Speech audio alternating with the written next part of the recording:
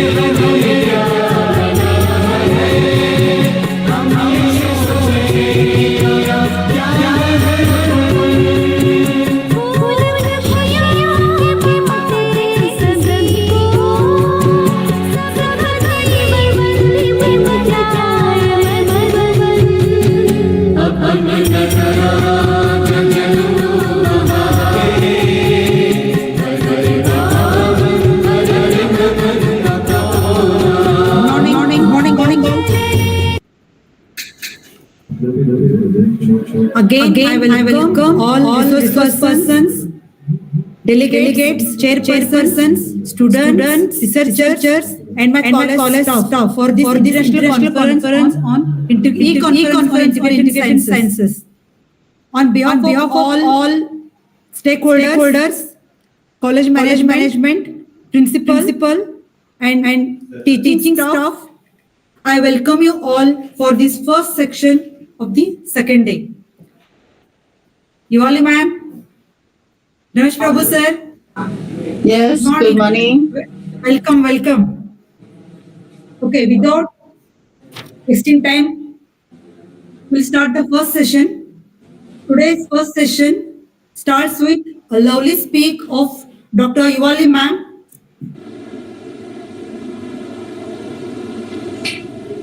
My immense pleasure and it's my honor to introduce you ma'am. He is Associate Director of Academic Affairs, Major University, and also Senate Council member of Major University and Head of the Department, PhD program, Major University, Thailand. She is gold medalist in her master's degree. She received 3 times innovation awards for mushrooms essence and mushroom snacks products in Taiwan and in Thailand. She was the sole recipient of the Silver Prize Korea for pig anti-aging serum and received a special award for the excellent investigation by Taiwan Invention and Innovation Industry Association in Korea in the year 2018. Many antimicrobial topical treatments are used to treat acne and dandruff. The market for plant-based cosmetics is steadily growing. Thai fig fruits are filled with phytochemicals and latex. Latex acts as an anti-cancer substance without toxic effects on normal cells. High ellagic acid and 4 to 5 times greater antioxidant concentration than other fruits. Serum mixes with pig esters can be anti-aging skin products and can help skin appear brighter and smoother. According to these benefits in the cosmetic field, she received her Thai fig fruits anti-aging serum received Thai patent. Congratulations, ma'am, by the Patent Office, Thailand. Department of Intellectual Property, Minister of Commerce, the Kingdom of Thailand. She received the Best Research Paper Award in the year 2015 by Emergent Life Science Research Journal and the National Science by Honor Award by University, Thailand. She participated in 15 international training programs. She has participated as a keynote and invited speaker 17 times in different international conferences. Her research interests include functional food, bioactive compound extraction, anti-aging serum algae, biomass and biofuels. She has authored 2 ISBN books, 5 book chapters and 220 research articles with H-index 32 and I-index 78 with huge citation that is 2,896. Currently, she is working on Thai plant-based cosmetic applications with 4 projects, especially skincare aspects. Recently, Dr. Yuvali was one of the guest editors in Bioresource Technology Journal, Sugar Technology and Waste Disposal and Sustainable Energy. Okay, ma'am? Hope I introduced you very well. Yes, very well. Very clear. Okay. Welcome. I welcome once again. Okay. I welcome Dr. Professor M.B. Wagmare sir as a chairperson for this session. He is from Department of Botany, New College, Kolhapur. Presently working as head of the department and professor. His research area includes mycology and pet pathology. He is having teaching experience of about 27 years. Number of PhD students are 4.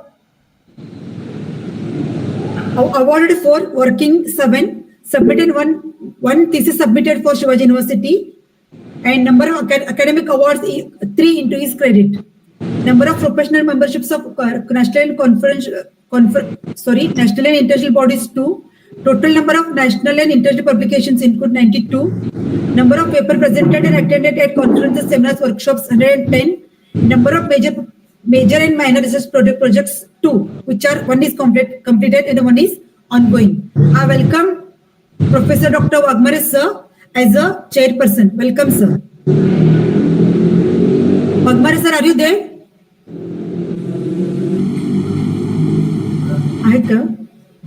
Okay, ma'am. You can start now, Yoli, ma'am. Okay, so I share my slide.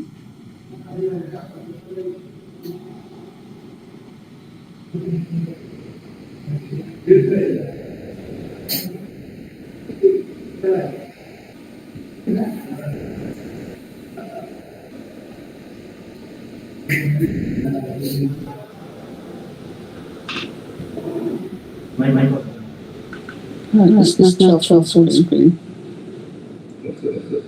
Please wait.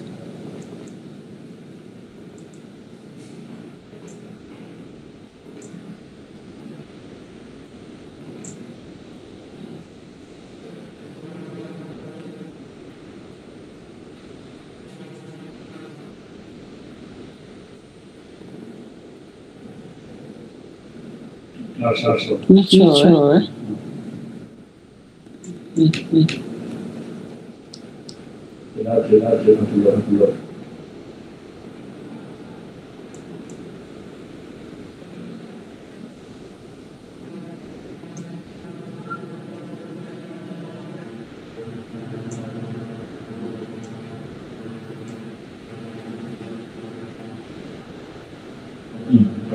Okay.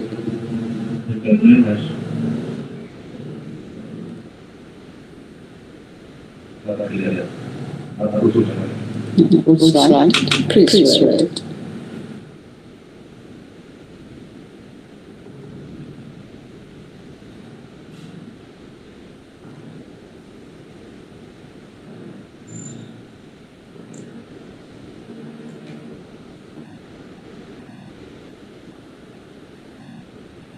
Okay, it can show it is no problem.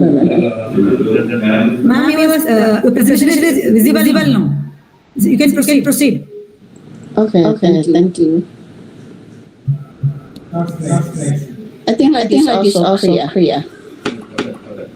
Okay. Thank you very much for introducing me to everyone. And today my topic is related the transformative impact of mushroom conservation on nutrition and sustainable health. This is related mushroom. And this is overview of my talk today. Like the first one, I will introduce you what kind of this mushroom and others means this one can be used for food and for other functional food or medicinal purpose and that's some of research. The first subtitle is mushroom. What is this mushroom? This mushroom scientific name is Schistosoma communae. It have the gills very remarkable. It is red, the gray color and a little pink. And from the attachment point of the gill, it's the length. And it's not much big mushroom. It's like quite small. You just take a look at the spore size. The spore size 4 to 6 lengths of micrometers. It is elliptical and smooth. How this one grow? How this mushroom grow? It's grow in the dead, fallen or standing lob of broadleaf tree. It is distinguished by dense white hair, no stalk. And because some mushroom they have stalk, but this one no stalk and pale yellow to brownish gills, which brands constantly trust this mushroom name is called aspigills. And fruiting body is a thin fan shape with the white spore.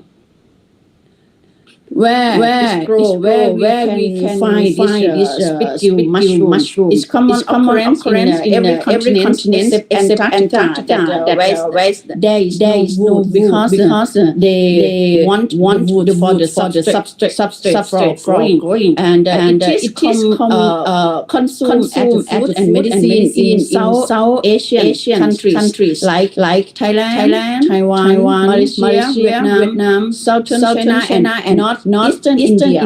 Not Eastern India means the like nearby China or Thailand or Myanmar like that. So this mushroom available and some local people use for food. In Thailand, this is available more in south Thailand. This is so in Thailand local always use it as the food and by in the nature and develop cultivation and they can sell this mushroom in the market. The normal local people always use it. But if we don't use for food or any purpose, maybe this skill, maybe this mushroom will disappear in the world. So we also need to value added for the conservation work also.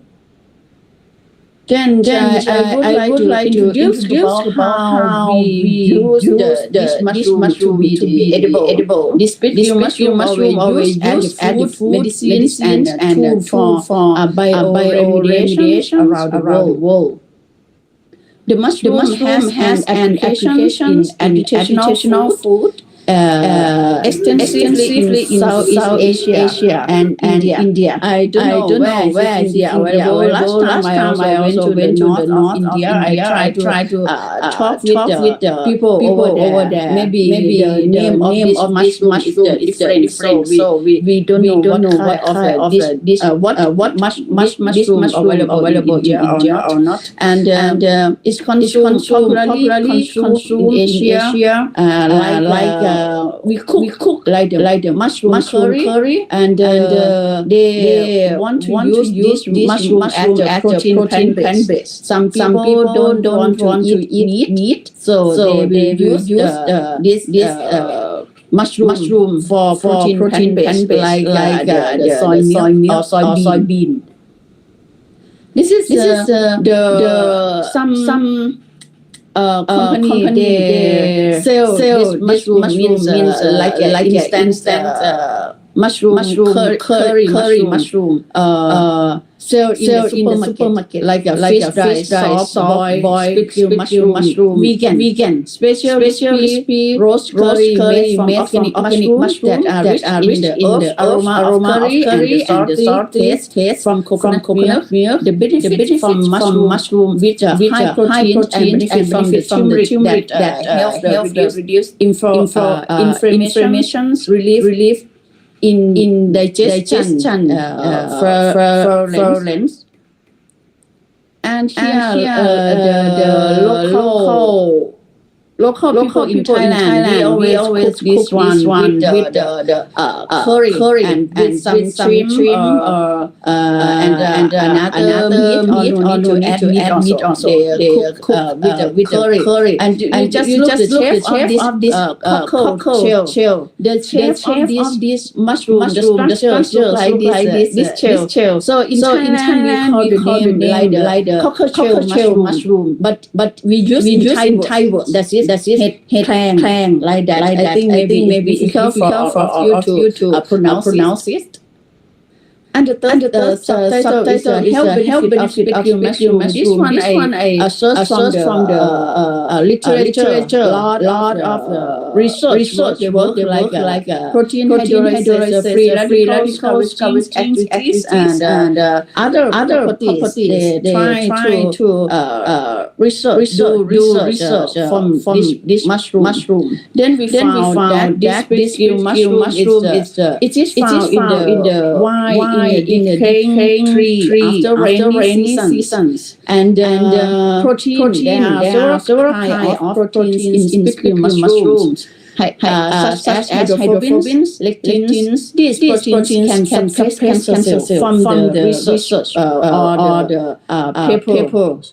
And the important thing is you just take a look at the beta-glucan. Beta-glucan is beta-glucan comprised of the group of beta-D-glucose polysaccharide naturally occurring in the cell wall of many cereals and many fungus or many mushrooms. So this one can used for the high immunity, and so many propose that. Then we try to use it for the functional foods. This is for optimal optional products. So like the speaking mushroom, we want to talk about beta-glucan. Where is it? It is in the cell wall. The cell wall composition is composed of beta-glucan, but it's cross-linked with the chitin and the conformation of beta-glucan in the mushroom. We call the name of this beta-glucan. We use from the name of genus of this mushroom, like Schizophyllum, right? So we call this beta-glucan from this mushroom as Schizophyllum. It is a triple stand helix, so it's really difficult to digest to be free beta-glucan. Just please take a look this cell wall structure. How it structure how it is in the cell wall, because this is the beta cross-linked with the chitin and the conformation of beta-glucan. Then triple helix. You just take a look. The right side triple helix is like a cross-link. Then if you want free beta-glucan, you should do digestion. So you can take it.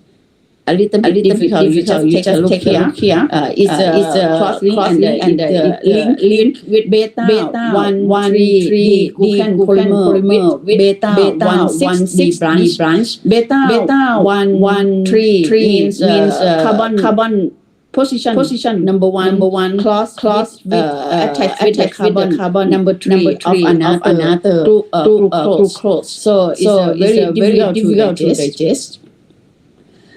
This one also same. Some people use they know how to digest it, like a decompose it to be free beta-glucan. Some use my alkaline or my acidic. So some researcher use sodium hydroxide to break it free from the helix cross-link. Quick mushroom application. Then after we know this is very important or very useful for health. So they use traditional food, functional food, medicine, cosmetic and vaccine. After I talk about vaccine, many people also discuss with me how we can use for vaccine.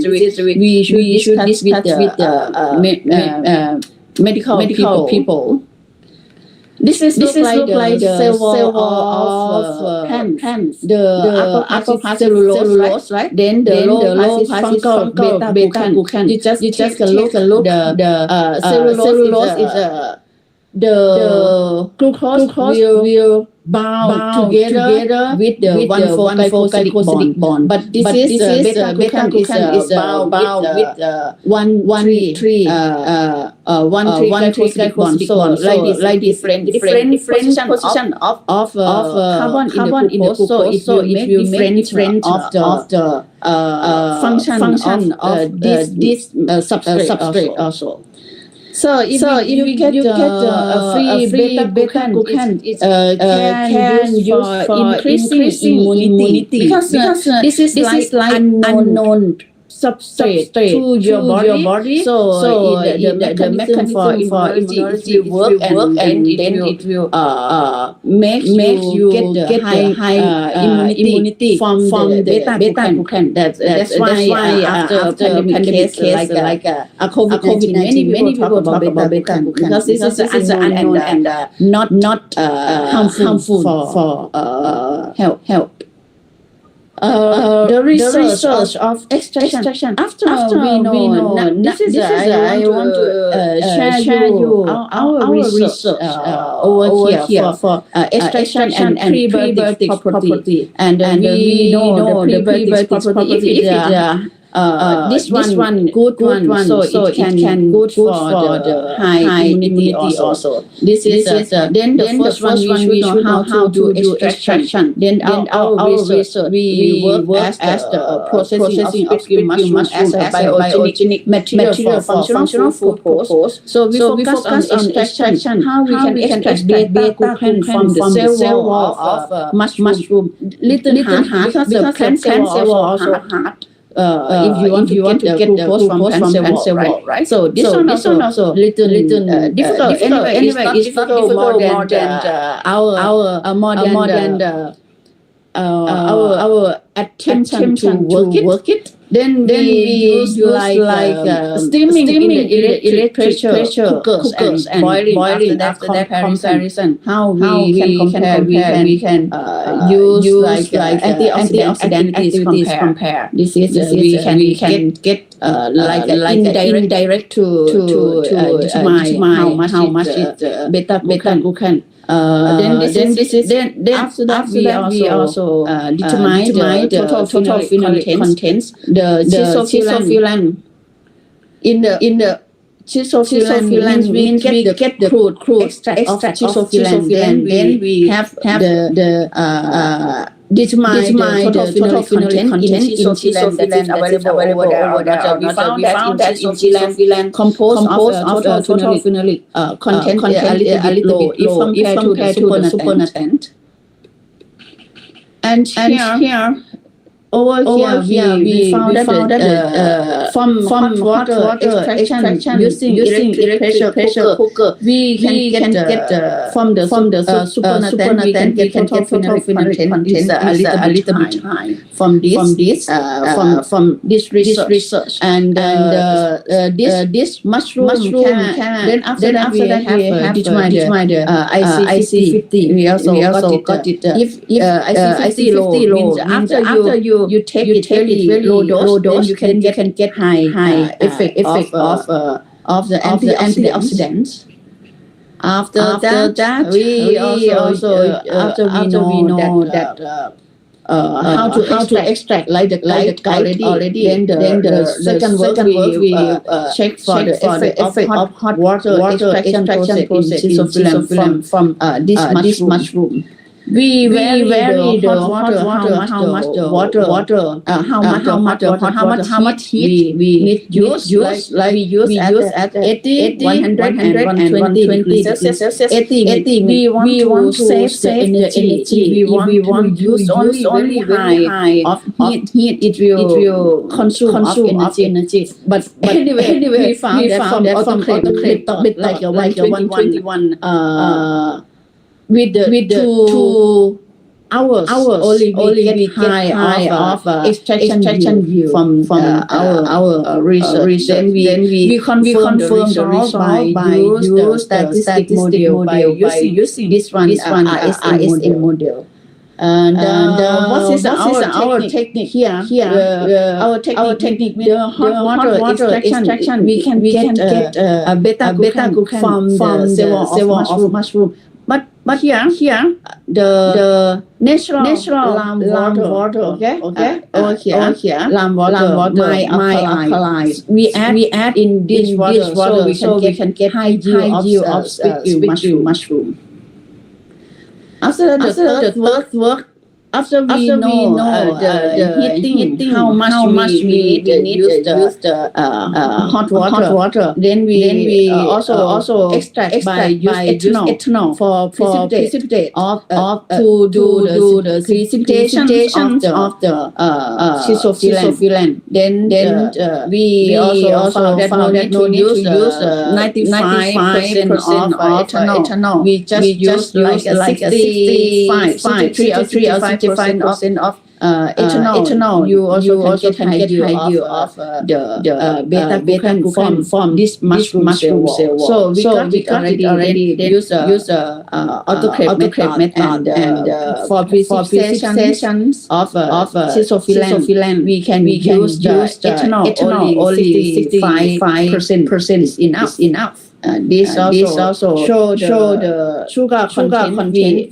How we can check the schizophrenia a little bit hard. So we use the indirect checking for the total sugar and reducing sugar.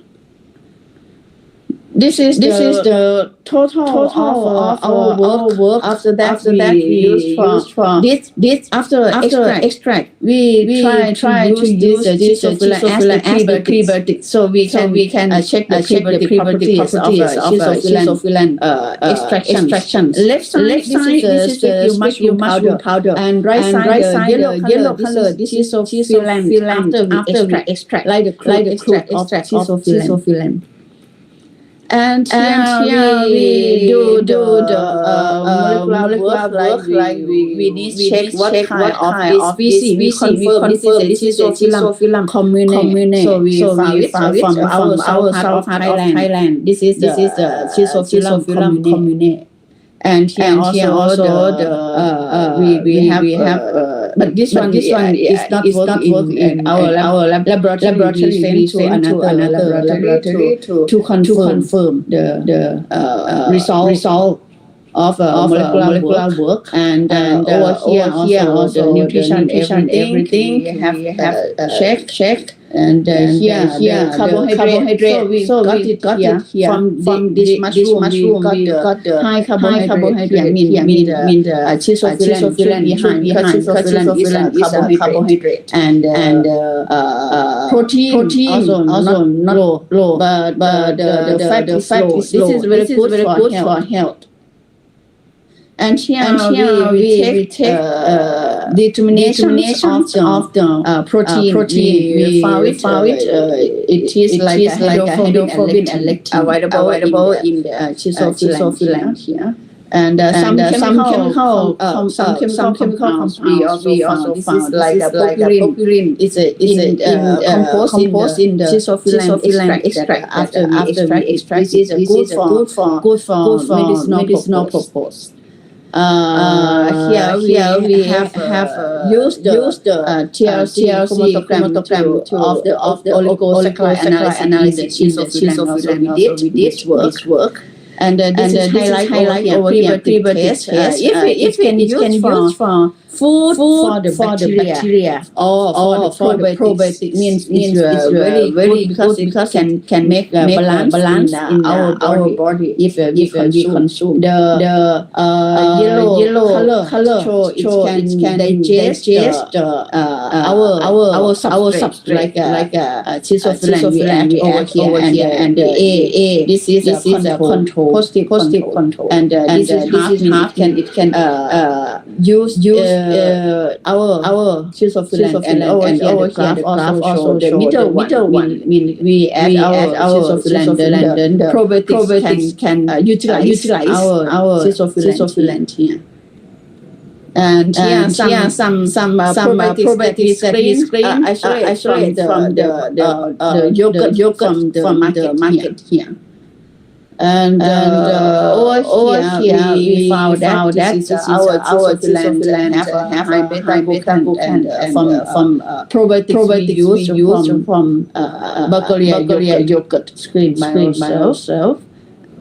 The research products. This is applications. After we know what this one very useful for health. So we try to make products from the protein, high protein, carbohydrate, but low fat. So we apply the intellectual property we want to use for the essence here. Split mushroom essence innovation competition. We got award in Taiwan and Thailand from Indonesia associations. This is some people cannot take the chicken essence, so they can change to mushroom essence. and this is for the certificate of award. We got it, and after that, this project we cooperate with the company people. So we produce prototypes of products. We produce the first one like a snack, and the second one rice with mushrooms. Now we also going to close our project with them. And in the future, if the company people want to upscale for industrial level, we also demonstrate them like a pilot scale for some machines. We have work and show them over here. Finally, the conclusions, the the edible mushroom is considered both nutritive and therapeutic. Superfood as well as rich in chlorophyll and proteins. And the cooperation and co-research are very important for academic and industrial development. This is some of the friends we search it, and thank you very much for my talk. If you have some question, please feel free to ask me question. Thank you very much. Thank you, ma'am. Thank you so much. Such a wonderful talk. Yes, any questions? The participants?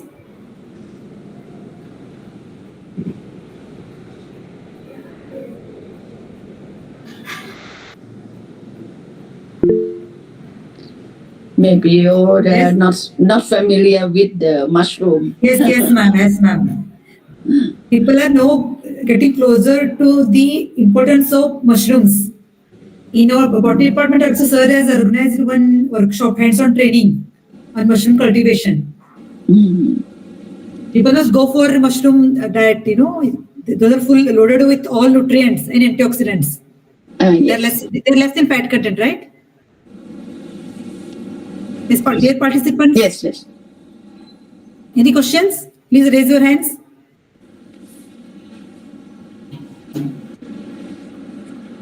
Such a wonderful lecture on split gill mushrooms and their uses and their properties. Yes? This is Dr. S.D. Pawar from Department of Statistics, Shivaji University, Kolhapur. Yes, sir. Actually, I have one question to the madam. In her research, actually, I am from statistic background, so I have not got much about this. But what I saw is a good statistics and contour plots, and this has been used. So, how it is possible for you? So whether you have a statistician in your group or you have understood the technique. That means here usually we are working in isolation. Just I want to know how it is possible. You mean the optimization work, right? Yeah. RSM, control plot. So that technique. So whether you are expert in that or you have a statistician in your group, research group. The statistic people or something. Yes. Okay, I want to explain about our work and also in major university, our university, we have the Department of Statistics over here. We also send our students, all of work we work by our students, the PhD and PhD student. Then they will take class with them and take the our result to discuss with them for how to do optimization. They will suggest this one, and this work is related pre-treatment. We call like a pre-treatment, and we work like many conditions there. Okay, thank you, madam. Thank you, ma'am. Yes, next.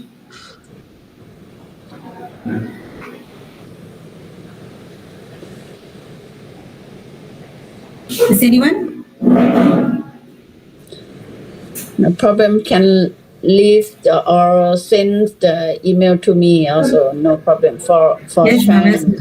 Yeah. Yes, ma'am. You also share your PPT, ma'am. Hello, ma'am. Yes, speak. I'm Shashileka from Nipani. I'd like to ask the question regarding how to identify actually the edible mushrooms. On what basis? And Edible mushroom. yeah. Like this case, we also are not expert for identifications, but we just take a look from the this mushroom can be edible from the local people, and this one in Thailand we have the mushroom farm, so we purchase from the mushroom farm, and after that we make the identification by the what's it that molecular work, and I send to the Malaysia company to identify for the species, make sure this is it is a edible mushroom. Yeah. Thank you, ma'am. Thank you. Thank you, ma'am. Thank you, Shashileka. Yes. Hello, ma'am. Yes. Ma'am, I wanted to ask that the mushroom you have shown is it has high carbohydrates, right? And whatever products you have designed, those are good for diabetic people, or means they can consume it or no? Means products I design. Yeah, those are good for diabetic people. They can consume it. Yeah, this one like for okay, the purpose of the company, they contact with us. They want to use this mushroom, make it like a chicken essence. After that, the people can take this one like a functional food. It can suppress cancer cell. The purpose like this, and we also have a check from the many research they work in this mushroom can use for suppress the cancer cell, but in the some people they relieve and they can recover also after they take this mushroom like a normal life. 1 year later, all cancer disease all recover. This is from the observation first. After that, we take this mushroom to do research and make the products. Okay, thank you, ma'am. Thank you, madam. Thank you, Dhanashri. Good. It was a good question, I think. Yes. Yes, because they're rich in carbohydrates. But yes, anyone else?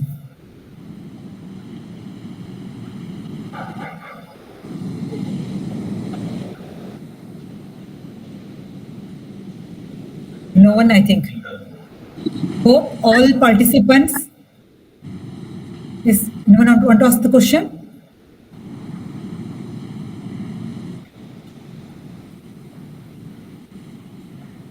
Yes, hope this lecture will be useful for all researchers. You will definitely make use of your knowledge, ma'am. This is quite new, all this research, what you have shown, statistical data, findings are all new. So some people won't get from other than life sciences, but mushroom is a very good source of energy, I think. Those who don't consume non-vegetarian food, it's a good option. So people must go for this. They must cultivate mushrooms. These are mushroom cultivation is giving good revenue nowadays. People are going for that in some metropolitan cities in India, ma'am. Hope world will change very soon. So any other questions?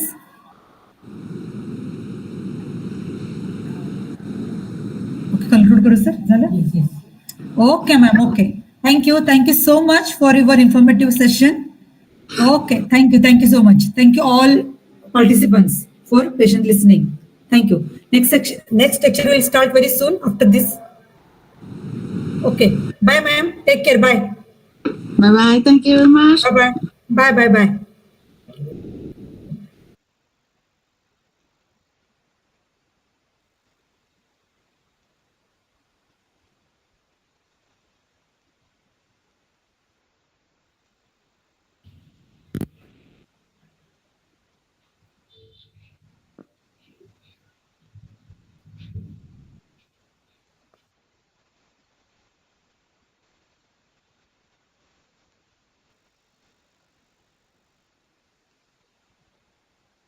Who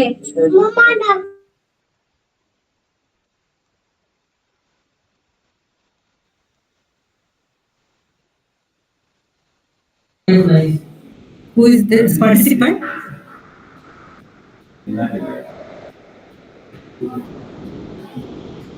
Snehal Zanzad.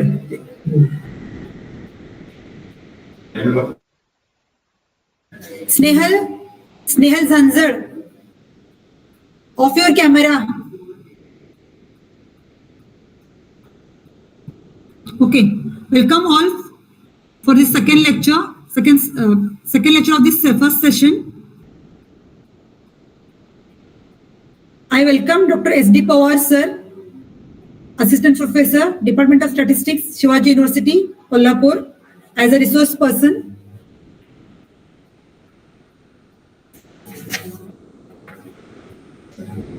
Sir, presently working as Assistant Professor, Department of Statistics, Shivaji University, Kolhapur. He is having 10 years of teaching experience. He is also having a consultancy regarding services to industry and researcher from various fields like management, medical sciences, social sciences, life sciences, library sciences, sports through consultancy in Shivaji University, Kolhapur. He is recipient of the Professor Arun Pillai Young Statistician Award in 2021 for the best research paper. He is also a member of various national and international bodies, IISA, ISPS, and SUSTA. He has published various research papers in various national and international journals. Total number of national and international publications 7. Number of paper presented and attended at workshops, seminars, and conferences 12. And number of major and minor research projects 3, which are one is completed and other 2 are ongoing. I welcome you, sir, as a resource person for this session. And today's chairperson is Dr. N.A. Dadav, sir, from Department of Statistics, DRK College of Commerce, Kolhapur. Now he is working as assistant professor. He is having 14 years of teaching experience. He has lots of academic awards into his credit. Among them, Ideal Student Award, Best Presentation Award. Among this, he has got first prize and Best Paper Presentation Award. Number of professional membership of national and international bodies include ISPS, SUSTA, executive body member of SUSTA, working as reviewer for various journals.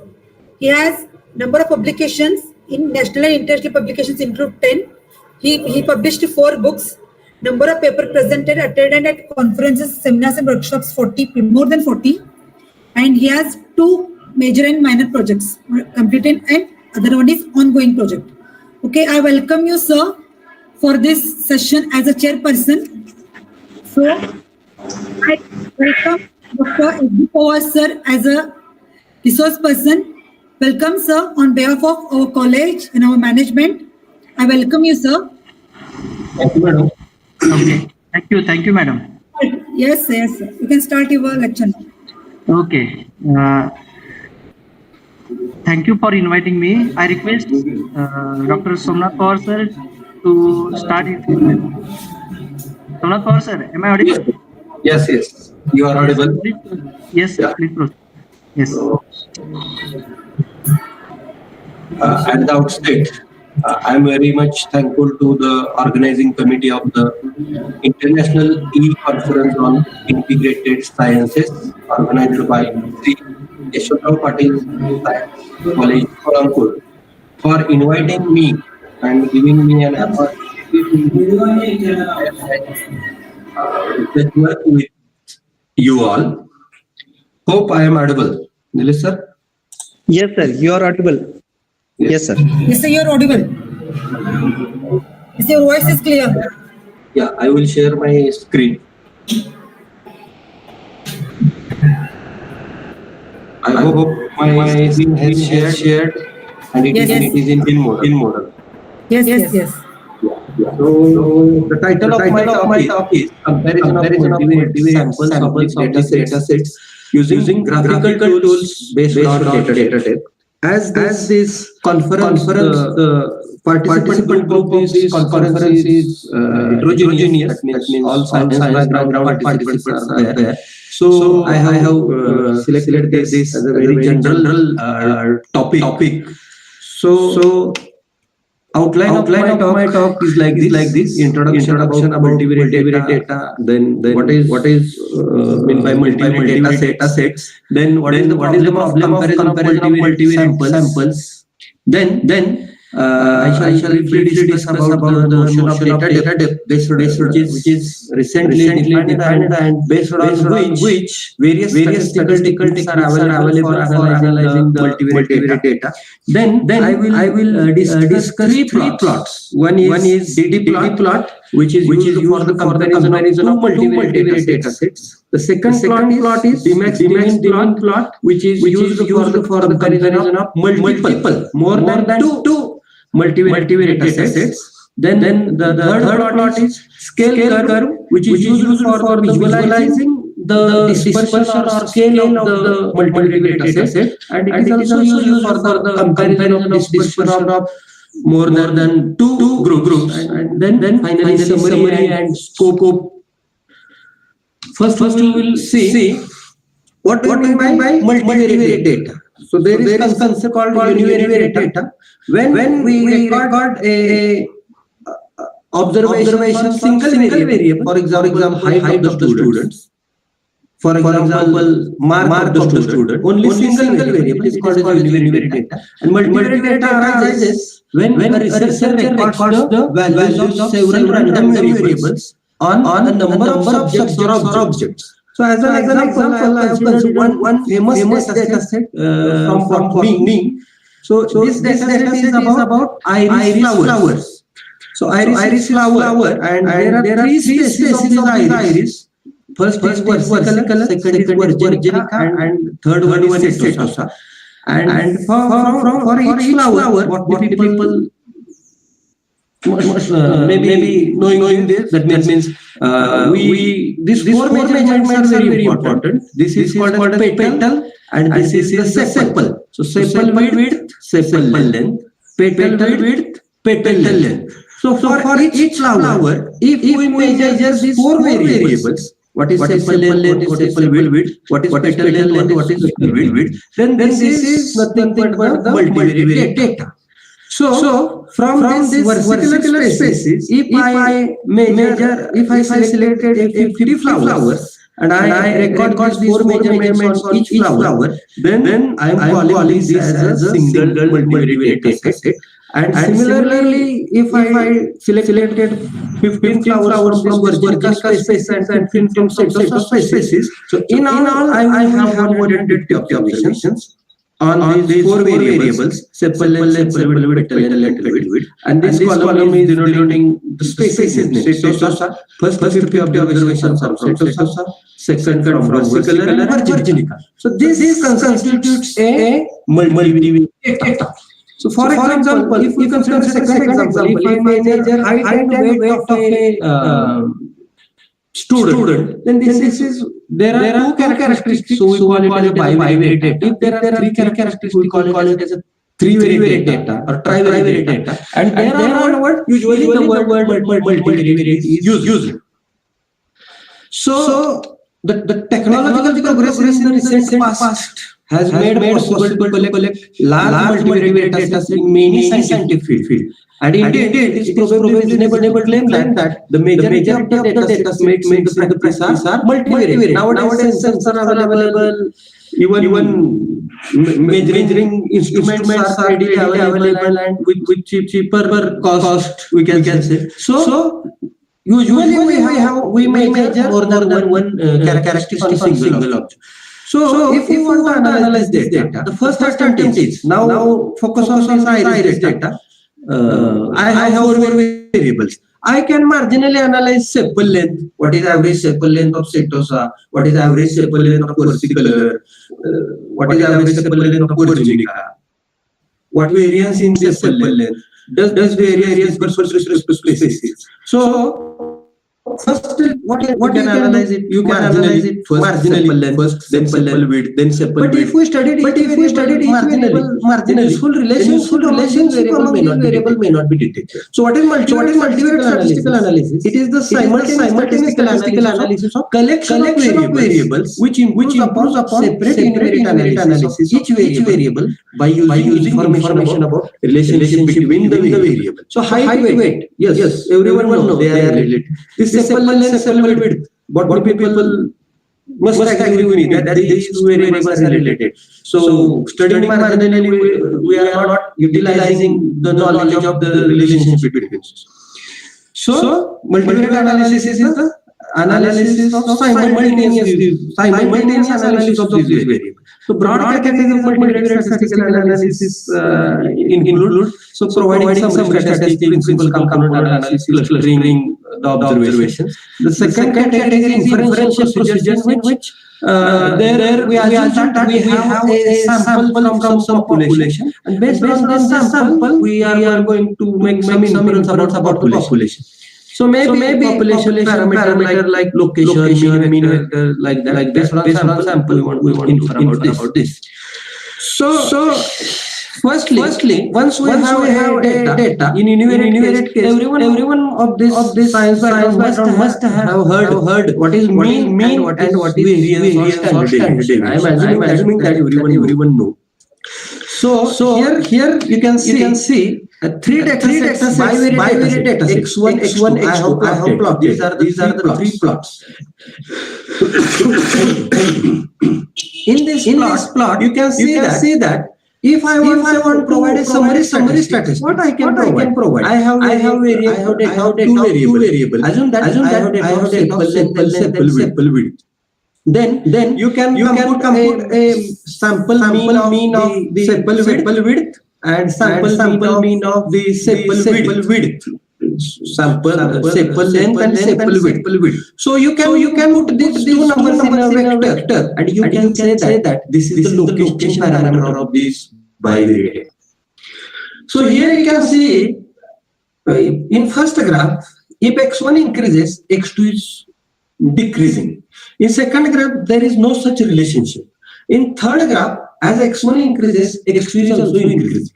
So individual mean and variance will not be sufficient. So whenever we have more than one characteristic, how the location is defined? Individual mean put in one vector, and we are calling that as the location parameter of that data. And dispersion, we have suppose in general we have p variables. So compute variance of x1, variance of x2, covariance in all pairwise variables, covariance between x1, x2, covariance between x1, x3, like that, covariance x1, x2. So all these will be put into a p by p matrix.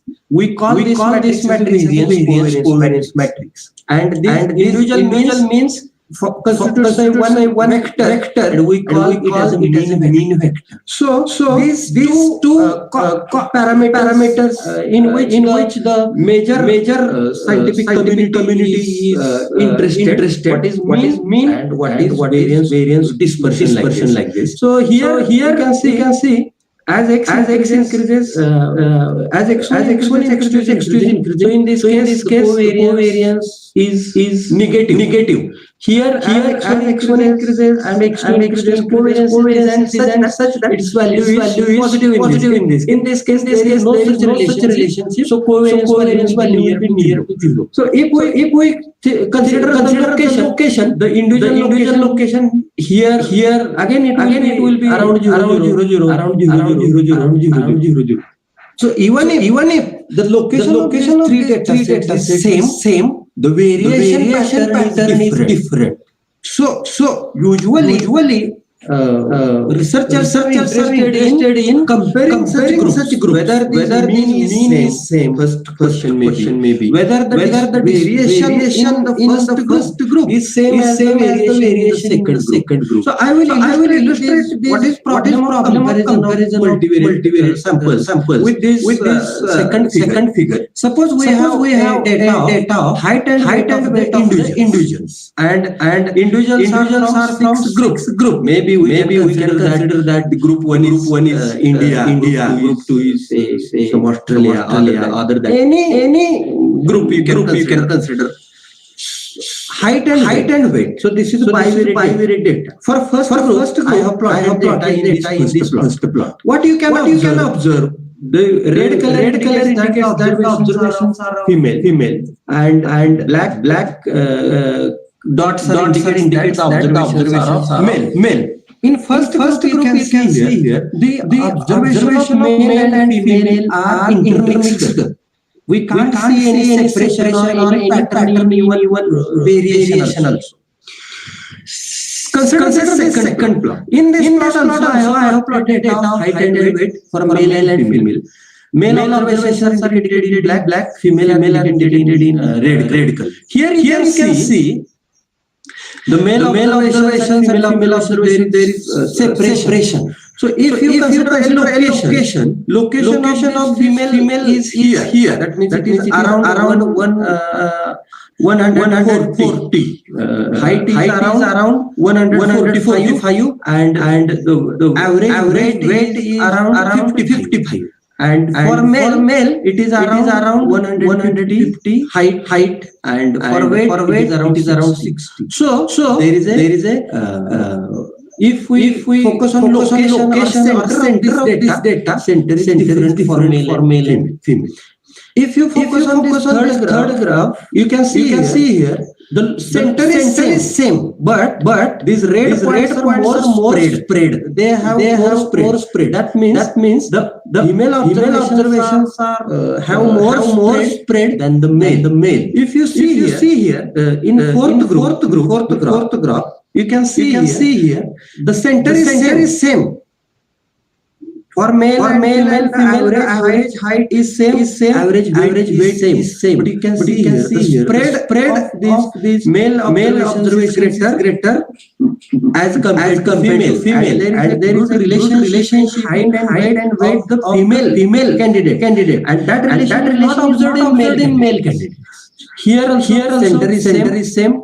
There is strong positive relation in the height and weight of the female group, and there is weak relationship in the male observation. Here you can center is different, and relation is also different. Magnitude. Here is strong positive relation. Strong positive as height and weight is increased. But that extent is not observed in this case. So if we have data of height and weight, and we have two groups, we have to compare two groups, whether male and female observations are different.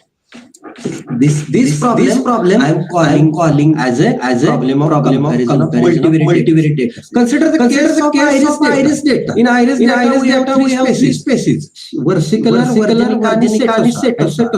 and we have four measurements. There also we are interested whether sepal length, petal width differs with respect to species. If it differs, whether it differs in location or whether it is different in spread or dispersion. So this is the problem of comparison, and several researchers come across this problem. That means we want to compare morning shift to evening shift. We want to compare the methanol. We want to compare whether the content in content in same or different. Like that.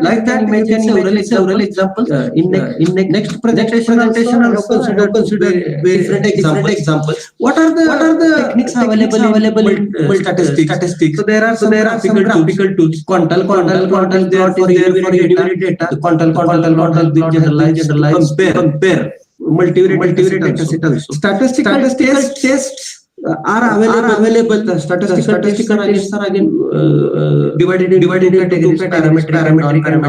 Hartelling T-square test is there. Everyone of you must know, maybe knowing T-test. So Hartelling T-square is a multivariate version of T-test.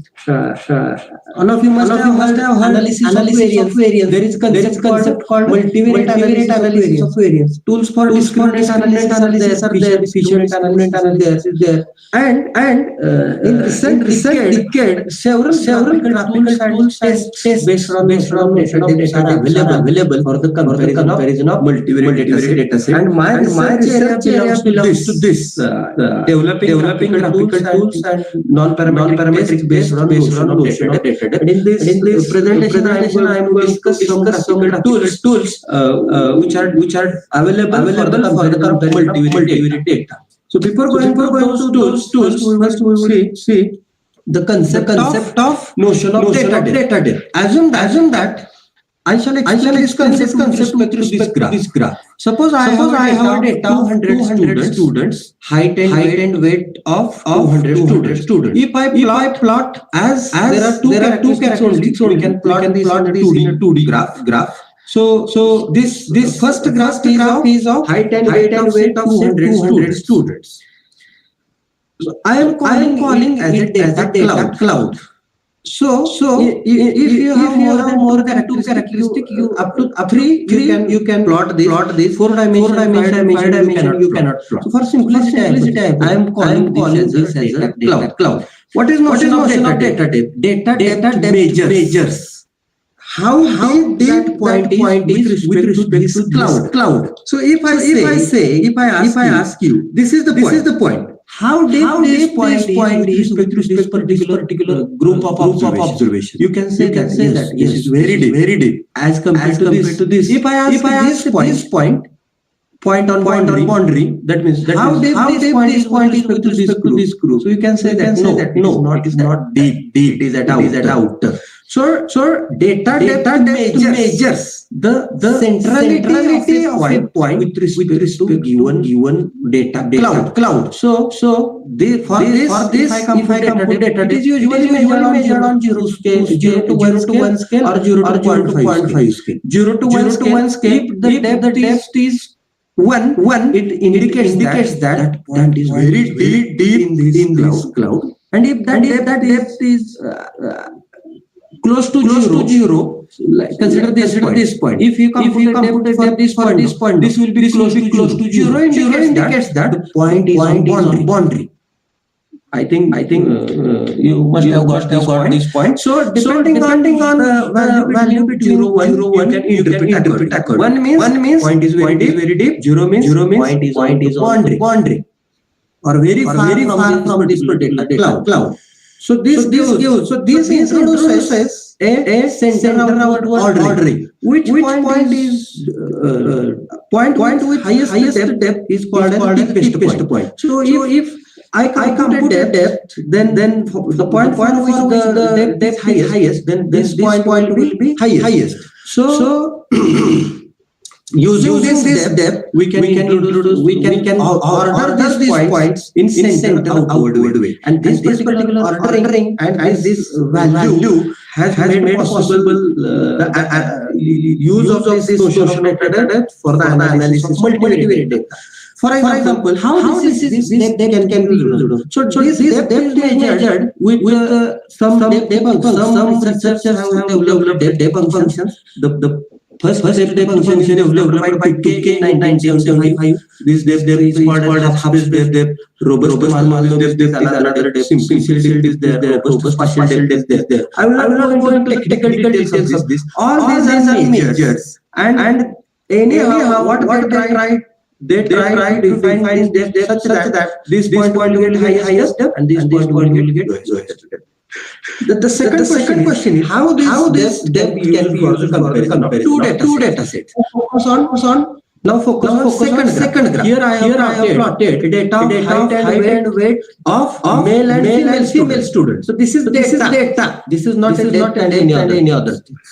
You can see here there is a clear separation. For illustration purpose, I have generated this random data. So that's why it's clear separation is there. Now, if you come focus on a red group and point which is center. If I compute a depth of this central point with respect to this group, the depth will be highest.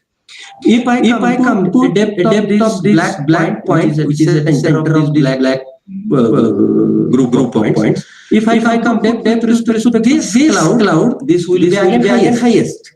If I compute the depth of this black center point with respect to red group, then as compared to red group, it is very far. So depth will be near to zero. And same as the case for this. If I compute depth with respect to this red, then depth will be highest. But if I compute depth of this point with respect to this group, depth will be lower. Depth will be zero only. So computing a depth point with respect to first and second group, you will get two values. If you compute the such two values for every pair, then these two vectors will definitely give you some information about how these points are mixed. So this idea has been incorporated in one of the famous plot called DD plot. I shall explain this DD plot. Now this is some technical details. Don't focus on this. Consider this data in a table. So first I have considered bivariate data. I have five observations in first group, and then this pink observation construct a second group. So in all I have 10 observations. In ICIS data, if we consider first two species only, I will be having 100 observations, and this observation will be in four dimensions. So if you have two groups, what you do? Combine these observations. First, compute depth of this point with respect to first group. So I have this reported here. And compute depth of this point with respect to this second group. So for each observation, you will have depth to first, depth to second. Note that even if your observation is four dimension or any dimension, always you will get only two vectors. So you can plot these two vectors in a 2D plot. So what do you expect? If these two observations are homogeneous and they don't have any differences. So depth of every point with respect to x and with respect to y. Second group, you expect same. So if I plot this, you expect plots are not diagonal. So here I have considered some simulated data set. Here you can see the 500 observations are from first 500 observations from second group. Observations are well mixed. So what I did, I combined these observations. For each observation, I computed depth to first group, male group, and female group. And I have constructed DD plot. If the observations are well mixed, you can observe here that all points fall near diagonal line. If there is separation here there is a change in location. The location of female group is here. The location of male group is here. So if I compute DD plot, you can see that points are not falling along the diagonal. Points are deviating from the diagonal. Here spread of female candidate is more as compared to male. In this case, points are not falling along the diagonal line. They have taken a half moon shape. So you can see if the observations do not differ with male and female, the points will fall near diagonal. And if there is a difference in location, scale, process, the points will deviate from diagonal line, and they will form some other shape. So note that here you may say that here also we are observing then what you are saying through this DD plot. This plot is possible up to two dimension only. That means we have data of height and weight. If you have data of height, weight and age, then we have to go for 3D plot. And what if we have more than three characters, four dimension? You cannot visualize that. So in that case, even if your data is 10 dimension, DD plot is always two dimension, and use you the idea about whether they have same location or same scale. Whether this observed difference is significant or not, so there are several tests, and based on DD plots, we have proposed some half a dozen tests for testing, that means the non-parametric test to see whether the location is same or not. Several other researchers have also proposed such test. So here for illustration purpose, I have considered one data set. That data set is from this data set is about turtles. So you can see here this turtle, and what they have measured for every turtle, they have measured length, width, and height of the carapace. Length is here, width is here, and height of the carapace. And in that, there are two groups, 24 females and 20. So in all, this data set contains 48 observations. Out of that, 24 of female and 24 of male. And characteristic measures are length, width, and height of this. The question is, do these measurements differ with respect to sex? Whether they are different for male and female. For this purpose, the DT plot can be used, and this is the DT plot. You can see here the points have deviated from the diagonal line. In this indicates that these measurements differ with respect to sex. That means they are different for male and female. Their center will be different. The shape of this graph indicates that their center is different. Second, what if I have more than two populations? So more than two populations, I shall. So for that purpose, Pawar and Shirke, myself and my research guide, Professor Shirke, has proposed. We have proposed two plots. The name of these plots is the mini plot, and this plot is modified in order to accommodate some other features also. So we are calling that as a modified mini plot. So how this plot is constructed? Suppose this is first group, observation from first group, second group, and third group. So we have three groups. Combine these observations. For each observation, come depth respect to first group, second group, third group. So if we have three groups, I will get three vectors, three columns. Anyhow, if these three groups are homogeneous, then depth of this point with respect to first, second, and third should be similar, same.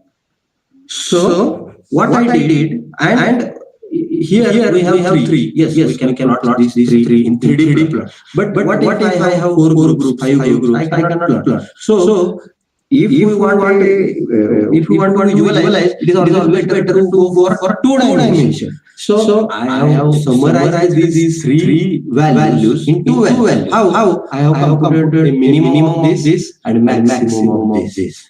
Now I end up with only two vectors. So plot this. So here you can see. So these are some technical details. I will not explain this. These are some graphs.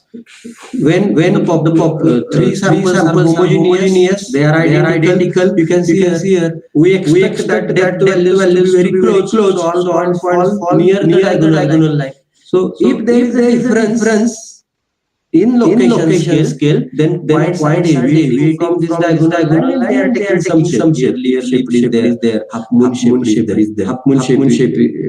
If they are different scale, then this graph becomes half moon shape. So in real, if you want to use, you will have three samples or four samples to compare. You can draw the plot. If your plot seems like this, you can conclude that there is no difference in this group. But if you see any kind of this, any type of this plot, you can conclude that there is a difference in this observation. But you can see here. As the plot of minimum versus maximum, this point always lies in this upper half. So similar picture we have observed 2D, but here the graph is in upper half. So how is there any message regarding time? No. Yes, sir. Somnath sir. How much time I have left? We have 5 minutes. Okay. Please.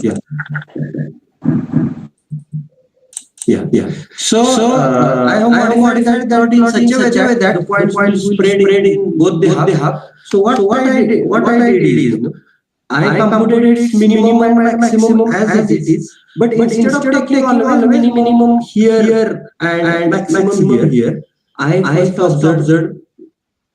I pointed out the minimum and maximum. The first observation is max. I think this is minimum 0.39 and this is maximum. So I consider pair plotting like 0.39, 0.7. You can see here the minimum is 0.7, maximum is 0.50, 0.7, like that. Instead of always taking maximum, sometimes that pair will be minimum maximum, sometimes pair will be minimum.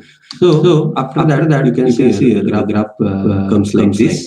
So if you so for illustration purpose, I have analyzed ICIS data.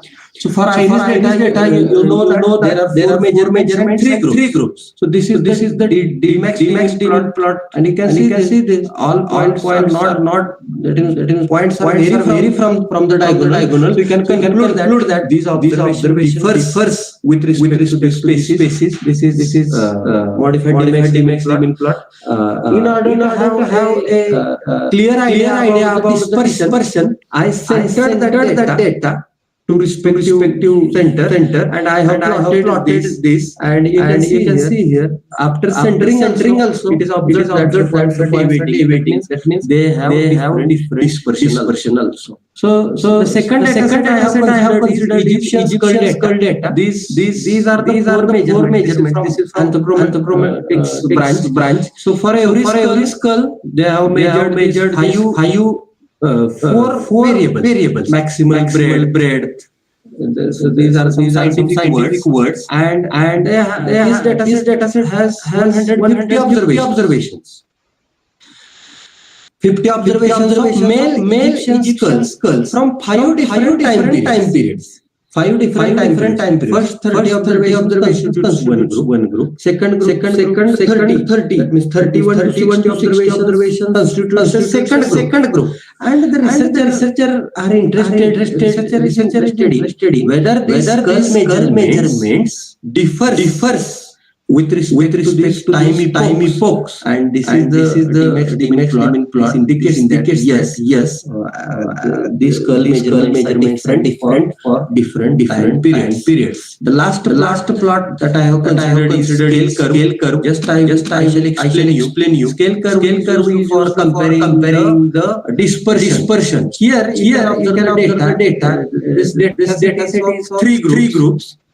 Red indicates first group, blue second, and triangle green indicates third. You can see here all these observations are equal spread. So if I compute that scale curve, those three scale curve goes hand in hand. Here you can see for second the first red one is smallest dispersion. For second the dispersion is increased, and for third group dispersion is again increased. If I compute the scale curve of that, you can see the first one is lying here. The second curve is lying entirely above than the first and third again. So this indicates that there is the dispersion is not same. If all curve goes hand in hand, it indicates that the dispersion is same. If one curve is lying above the second curve, you can conclude that the dispersion is more in that group. For IRIS data, this scale curve I have plotted. You can see here. For Setosa, the dispersion is minimum. For versicolor, it is greater than Setosa. For Virginica, it is greater than both of these. For Egyptian skull also I have plotted this scale curve. You can see here there is the dispersion is not same. Dispersion is different. this is last summary. So we discussed what is multivariate data. Then I discussed notion of data depth. Then we discussed some graphs on data depth, some real life data are analyzed. And what is scope for practitioners? Those are not from statistics background. What is scope for them? They can use this to develop the database, the statistical technique for the analysis of multivariate data. So I shall comment that instead of going for marginal data, variable analysis, try to use some multivariate technique. Try to use this graph comparison. It is very good. Visualization is first basic concept in the research. And for research statistics, those are from statistic background. So there is scope for developing new graphical as well as inferential tools, techniques for the analysis of multivariate data. Some area where we can provide depth-based solutions, which goodness of test is the statistical control, classification, regression. So we can develop a tools based on data for these problem. So thank you. These are some reference. Thank you, sir. Thank you so much. Any question? Aya. Yes, thank you for your presentation. Thanks for your deep data concept. This is very recent concept. I hope that the participants from non-statistic background can get some flavor, can get some idea about the data concept. If there is a question, we'll take couple of questions. Otherwise, is there any question from audience? No, sir. Yes. Go ahead. Is any question? Go ahead.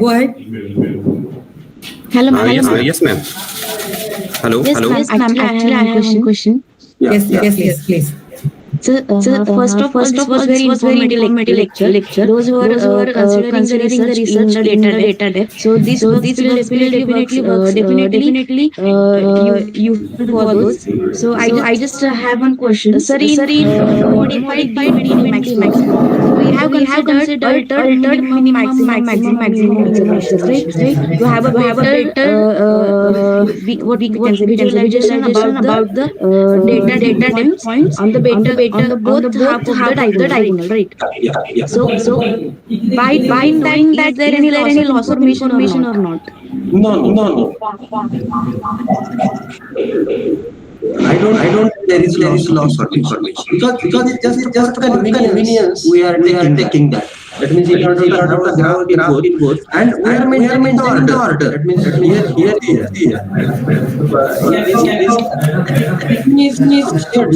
Screen is visible to you. Yes, sir.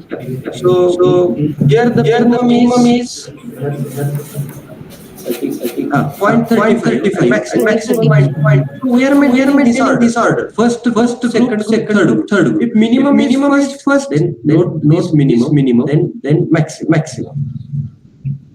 Okay, sir.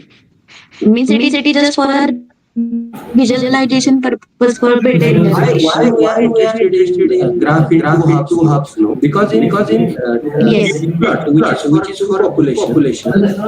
Based on this plot, proportion.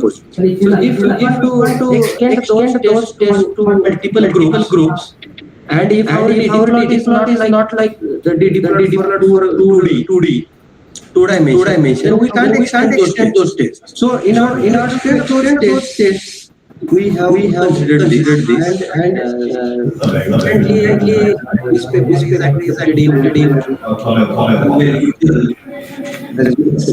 there is already plot and image plot and test based on that. I have not discussed the test which are proposed based on this Dmax plot and not Dmax plot. Okay, sir. Thank you, sir. Okay. Thank you, sir. Is any Hello, sir. question? Hello, sir. Or, sir. Here some people have other background reading from life science. So I have one question. When this particular data function is used while analyzing their data sets. Yeah, so I have focused on that, but once again, I shall explain that. Here you can consider this is the example from botany side. So for every flower, we have four measurements, and we have three species. If we want to compare these measurements species wise, then we have to go for some multivariate technique. And nowadays the depth-based solutions have proved their efficiency for analyzing such data sets. So this is one for height to weight data. We have male and female, and we want to compare whether this height to weight is significantly different with respect to gender. Then also we can use for this data case. This is from Jhula ground. We can say here. So for every turtle they have measured three characteristics. Length is there, width is there, height is there. And whether these three characteristics are different for male and female. Obviously, for every turtle, these characteristics will have some variations, but overall it is similar. You can see here, if you plot it like this, this is clearly understood. There is no need for even any statistical technique. But what if these observations are on boundary like this? Here some of you may confuse. Here whether to say whether the observations are different for male or female, or say they are not different. And in 2D case we can plot and we can visualize. But if we have more than one characteristic, so even in last presentation, the presentation was based on mushroom, and one participant asked that how to identify whether the edible or it is poisonous. So there is one data set, mushroom data set on UCI repository where they have measured. One second. I shall show that mushroom data UCI repository. I was about to share that at that point only. Now just in order to connect with that last, here you can say mushroom data set is available. First variable is whether it is poisonous or not. Then they have which characteristic they have measured. You can see here. Cap shape is there. Cap surface is there. Cap color is there. Bruise is there. Order is there. Grill attachment. Like that they have measured about 25 measurements. Depending on these measurements, the first question is whether these measurements are different for edible and for poisonous mushroom. This is again multivariate data. Based on that first question, whether these measurements are different for edible group and poisonous group. So you can imagine several examples where you are conducting experiment. Many times they are measuring right now. I have analyzed one data. They are measuring end of chemical one, chemical three. So this view as variety. And if you want to analyze three variety, it is always better to go for a multivariate analysis of variance or a graphical tools that I have discussed like that. Okay, thank you, sir. Okay, thank you. Yeah. Okay. Those who want to ask more questions, they can personally contact Somnath sir. He is available on email. Okay, I will share his email ID. Thank you, sir. Thank you, organizing committee, for inviting me, for giving me an opportunity to chairing the session. Over to organizer. Thank you. Okay, thank you, Paul sir. Thank you, Sadhu sir, for your nice talk. Thank you so much. Thank you.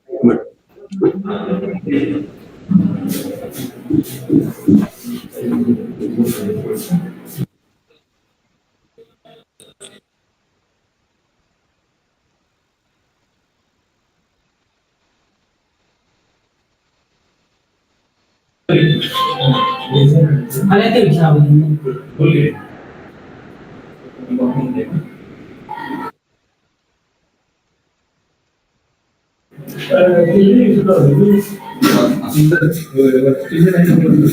good afternoon all. Now we'll start third lecture of this first session with Grazia Izza Carla Ringetti ma'am from Italy as a resource person and Dr. S.N. Zende as a chairperson. I welcome you both.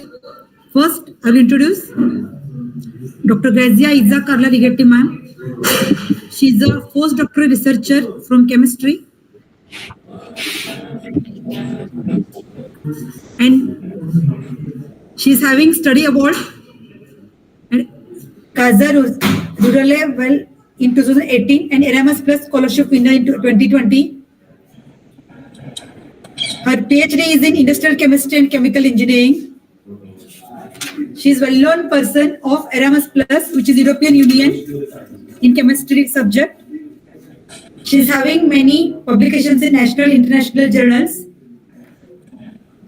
And she has done her Master of MSc in Chemical Sciences from Milano, a Bachelor of Sciences in University of Milano, and the certificates including Python programming, initiating and planning projects, license to practice, and 24 CF in anthropopsycho-pedagogical discipline. Her professional skills including languages, Italian, native speaker of Italian language, English, Norwegian and German. She's having many computer skills like Windows and Ecosystem, Office, ChemDraw, Minitab, MATLAB, Candifier and Rixis, and Masternova. She's also having various skills in chemistry and engineering material skills, organic green and sustainable synthesis, statistical design of experiment, continuous flow synthesis, solvent blending formulation, coating depositions, scratch test, dolly test, and corrosion test on coatings, gel content evaluation. Okay, this is a very brief introduction about you, ma'am. Hope this will fulfill all your achievements. Welcome you on behalf of my college and management. Welcome you, ma'am. Now I welcome Dr. Zende sir. S.N. Zende sir. Thank you, madam. Welcome you, sir. Okay. He is professor in Department of Chemistry, Dudh Sakhar, Mahavidyalaya Bidri, Mauni Nagar, Taluka Kagal District, Kolhapur, and he is working as a HOD till from 1991 till date. Now he is a renowned scientist in the Faculty of Chemistry. He has having very huge research background with various publications in national and international journals. Thank you, sir, for accepting our invitation as a chairperson, and welcome you as well. Okay, welcome you both to this session. Okay, ma'am. Thank you, madam, for the introduction. Okay, welcome, sir. Okay, Grazia, I ma'am. request Grazia, madam, to deliver his lecture. Okay, ma'am. Okay, ma'am. You can start now, ma'am. Okay. Hi to everyone. Thank you so much for the nice introduction, and of course, thank you for having me. So I will share my screen to you so we can go ahead with this presentation that I hope will be helpful for you. Just let me know actually if you can see my screen. So that Yes. Okay, nice. So let me go into presentation mode. Okay. So again, thank you so much for having me today. My name is Grazia, and today I will talk to you a bit about my research background. So I will talk to you about the valorization of galactic acid and derivatives for the sustainable synthesis of bio-based molecules. So we will speak a bit about green chemistry, also biomass valorization. So first of all, I would like to start by introducing a bit the background related to the research that I carried out during my PhD and also my postdoc. So we will go through some concept of green chemistry and biomass. So nowadays, the chemical industry holds a central role in the world economy.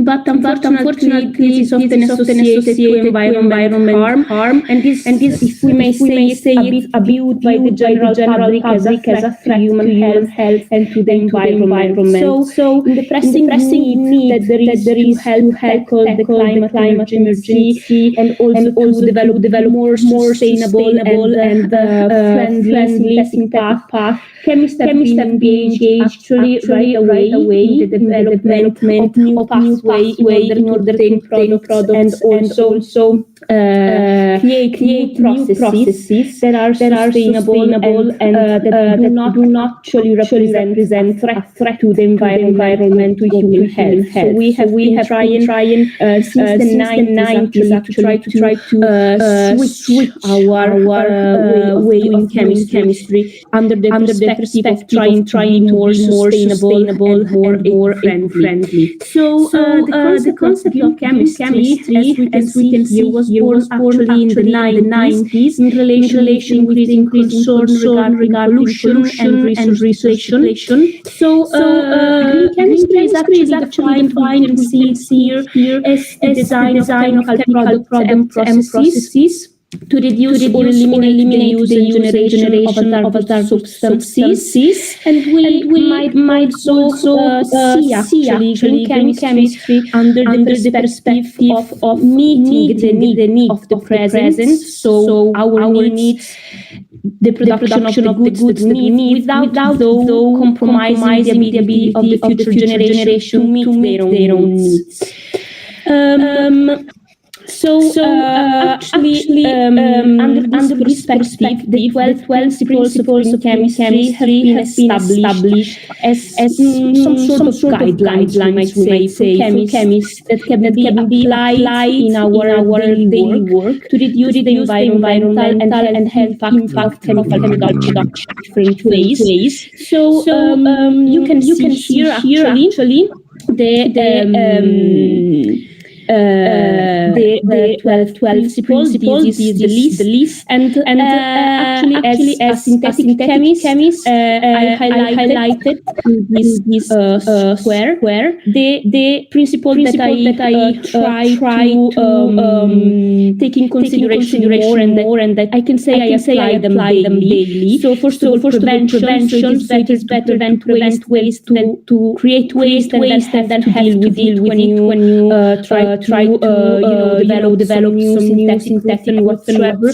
Atom economy that we might say it is the key maybe of the 12 principle of chemistry. That means that you have to maximize the incorporation of the material used in the process in the final product. So under a synthetic point, for example, it would be extremely important to try to not have any carbon atom loss. So try to incorporate all of the carbon atoms that you're using inside the final formula of your desired product. So of course, less chemical synthesis, try not to synthesize and not to use actually toxic agents, design safer chemical. Of course, the use of greener and more sustainable solvents. So as chemists, we know that often a lot of the solvents we are using are not safe. Some of them have already been banned, like benzene, like chlorine, whatsoever. So try to eliminate as much as possible the use of solvents and keep them only when extremely necessary. So design for energy efficiency. So a lot of chemical processes might involve the use of harsh conditions. So maybe try and find a way to minimize this the use of this harsh condition, but actually try and develop some new rules to perform the same reaction at more sustainable condition like room temperature, like atmospheric pressure. Of course, they use also of unnecessary generation of derivatives. We should try to avoid it. In this case, we might say that we can speak about, for example, the use of protective groups. Protective groups are extremely important when it comes, for example, total synthesis in medicinal chemistry. If it would be extremely nice under the green chemistry point of view to try to limit the use of protective groups in order to generate waste. And then this point number seven is the last one because we'll relate to the topic that we are going to talk about now. So the use of renewable feedstock, so use of raw material and renewable feedstock are of course to be preferred with respect to non-renewable ones. So for modern chemists, we might say the important question now is not only how much product I obtain at the end of my synthesis. Of course, this question remains extremely important for us because obtaining a high yield with selectivity is extremely important for our process. But when we approach a synthetic pathway nowadays, we also need to ask how much, and what kind of product we like forming during this reaction. So in terms of sustainability and sustainable development goals, I think this 12 principle and the application of those principles in the daily life of chemists actually can help in the achievement of the sustainable development goals. So when it comes to biomass, the first thing we have to ask ourselves is what is biomass and why is it actually important. So it is a proven fact that the vast majority of our common goods are actually nowadays derived from the use and transformation of petroleum resources, petroleum stock or natural gas. As we know, these are not renewable sources, and their use is often associated to the production of pollutants, and more in general, they have a negative environmental impact. So, under this perspective and with the aim of both reducing our consumption of oil and our carbon footprint, as switch to biomass as a renewable source, something that nowadays is highly desirable. And this has caught the attention of chemists and scientists worldwide. And when we speak about biomass is defined by you as a material produced by the growth of microorganisms or plants, animals. And we might want to simplify a bit, this definition by UPAC, and see maybe biomass as a renewable organic material that come from plants and animals. So it's such I would say definition of biomass is usually we classify sources of biomass for groups that are forestry biomass, agricultural biomass, energy crops, and municipal waste. So here we can say that in August 2004, the U.S. Department of Energy published the top value added chemical from biomass report. That is actually extremely important. As we can see from the graph reported in this report, the vast majority actually of biomass is based on sugar that can provide actually C5 and C6 building blocks that are first of all economically suitable as raw material, and also those hold the immense potential, I would say, to be converted in high value added product. So initially the list that was developed, you might say, from the Department of Energy was taking into account more than 300 possible building blocks. They were then shrunk down, so the list reduced the most 30 important candidates, and their transformation based on the transformation that could be performed on those molecules based mainly on the structure, but also on the cost process of obtaining them and whatsoever. From this list of the candidates, they then performed another reduction to identify the 12 most valuable chemicals. So here I've listed for you the 12 platform chemicals that are nowadays considered as the most important chemicals from biomass that can be used and transformed to obtain products that can be used for the synthesis of materials. So I've left here also the definition of chemicals because I think it's extremely important. We can define a platform chemical as a molecule that has a high potential for being converted in different kind of chemical materials. So all of these molecules based on their structure actually due to the presence of multifunctional group on their backbone potential to be converted in high value chemicals.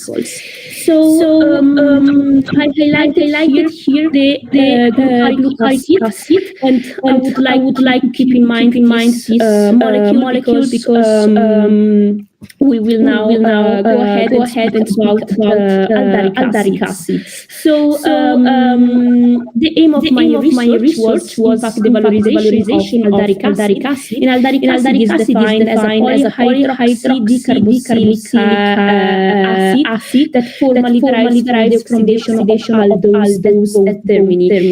And the aim of our research is to valorize these kind of compounds in order to obtain high value bio-based chemicals. So mostly we saw before the formula, we are concentrating our attention, our focus on the valorization of galactic acid, and we decided to convert into different kinds of compounds. On one hand, 2-pyron, on the other, on the galactaronactone. They were then valorized to obtain respectively polycarboxylic aromatic acid derivatives and a new class of monomers that are the ionic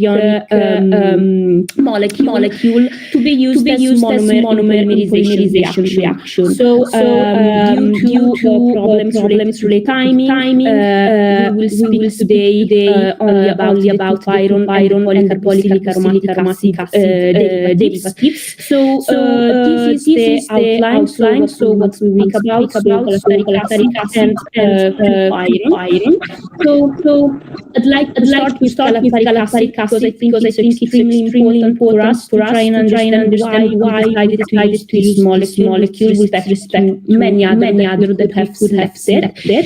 So aldaric acid, as mentioned before, have been classified as top value added chemical from biomass from the US Department of Energy due to the high potential of being converted in different kind of valuable chemical material. And this was the first reason that brought us to think about aldaric acid for the valorization of biomass during my PhD thesis. So the second reason was related to food waste. So the demographic growth that we face actually brought to the intensification of the production of food, of course, that has gone actually hand in hand with the increase the amount also of food waste production. So actually food waste is a real issue, and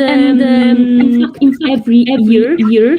On average, food waste production and food waste disposal account for production of 3.3 billion tons of CO2 equivalent per year, which is like a real big amount. So food waste management is problematic as often it is not handled the right way. We might say the major component of waste is actually to fill and shells, which is actually thrown away. But we might think about them actually thrown away as a resource of organic matter that we taken into consideration and reemployed and also valorized. It can contain a lot of carbon atom that we might use to synthesize chemicals that we need in the industry.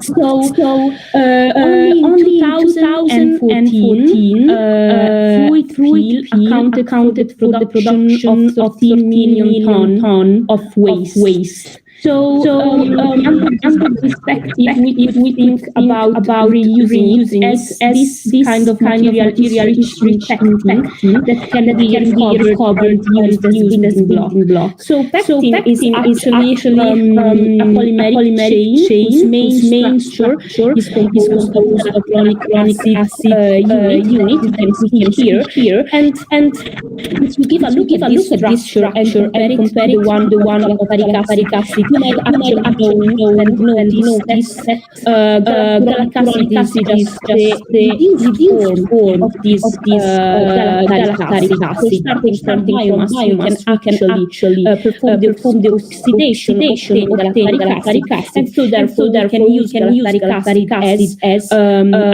building block, the synthesis of high value added chemicals.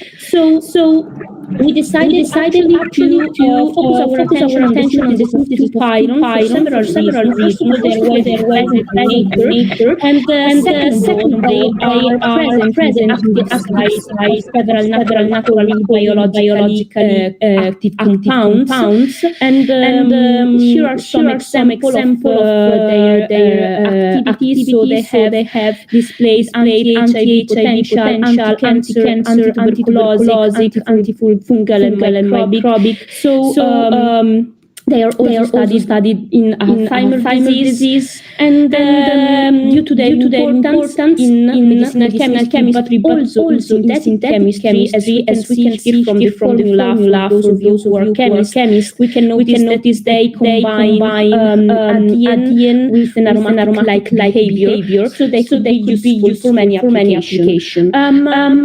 Up to now, actually there was in the literature just one report of the synthesis of these molecules starting from bio-based galactic acid. As we can hear, this though involved the use of harsh reaction conditions that we saw before are not optimal. So we wanted actually find a more sustainable reaction way, and we did. So at the beginning we tried to perform the reaction to obtain the desired molecule in acidic condition under heating. We performed this also from the derivative number 6 and number 5 to solubility problems of uric acid. Unfortunately, what we noticed was that the reaction was actually bringing information of insurance, so it wasn't reactive.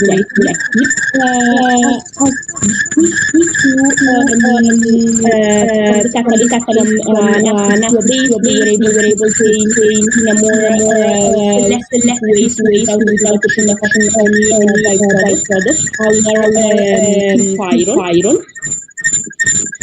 We can also try to follow the reaction by NMR, and we were able to identify the reaction pathway that brings to the formation of iron from passing from intermediate number 7 and 4 that do not need to be isolated. So the most important part of this is that actually we can access from this acetylated iron to the 3-hydroxy 2-pyron that is sold by Merck at 500 euro for 1 gram. But with our protocol, we thought it might be sold at a much lower price. So we then applied the 2-pyron in the synthesis of polycarboxylic aromatic acid derivative that we can see, and they are extremely important, especially when it comes to polymer technologies. So what we might want to notice here is that usually those molecules are obtained from 2-pyron for reaction with an alkene, but with the loss of CO2. So not in the more sustainable way when it comes to atom economy that we spoke about earlier. So what we wanted to do is, of course, try to keep all of the carbon atom to increase the atom efficiency of the reaction protocol. So we were able actually to synthesize the polycarboxylic aromatic derivative with a one-point synthesis, starting from the 2-pyron in the presence of electron withdrawing substituted alkene in the presence of base, and we found out that the base promotes the cyclization and directly the aromatization steps. So there is no need for us to isolate the acyl cyclization product. And what we find out is that actually this is the key to our protocol. So the nature of HA is essential for the aromatization core. So this HA needs to be acidic to be removed to the opening of the cycle and then to the aromatization. As we might see, this is a nice example of how to increase the atom economy of a reaction, and we were able to produce an aromatic without the loss of any carbon atom, but by elimination of water only. So we then went back to 2-pyron in order to form a flow process and intensification process. In order to develop the flow process, we had first of all to perform a design of experiment in order to be able to find the reaction protocol that brought us to the 99% yield of the 2-pyron, and then we decided to switch from a batch to a flow chemistry reactor for several reasons, because flow chemistry can actually guarantee better heating and more efficient transfer. So it can actually really help in obtaining the product in much faster times. So the development of the flow process was divided in several steps. We will just see two of them today. So the optimization of the process. In order to do that, we established a design of experiment, and we performed a factorial design two levels, so minus 1, and establishing the 0 point as the experimental condition that we developed here. We selected temperature, volume, the solvent, and quantity of the base as the three variables. And we use the reaction yield through time our response to the statistics. So what we saw was that we collected the responses, so the yields, and the three first ones that were points in order to check out they were selected in the right way. We saw that they were selected correctly. So we then performed all of the experiments in a random way way to reduce the experimental error. And what we saw from the beginning is that actually temperature, if you might notice, is the key parameter that needs to be controlled. So the reaction performed at 80 was the one that gave the lowest yield. So we collected the responses, we analyzed Minitab, MATLAB, and then we selected three experiments to perform based on this outcome. Here, from the design of experiments, we can see this nice graph. They report the yield can see as a number inside the square against the quantity of the solvent, the temperature, and the quantity of pyridine. From this graph, we selected three experiments, performed and we found the protocol that brought us to obtain the 99% yield. Under this perspective, we then also thought about the solvent recycling as a factor that is actually extremely important in chemistry, as we don't want any waste. And what we saw is that actually we can have the 99% yield up to six recycling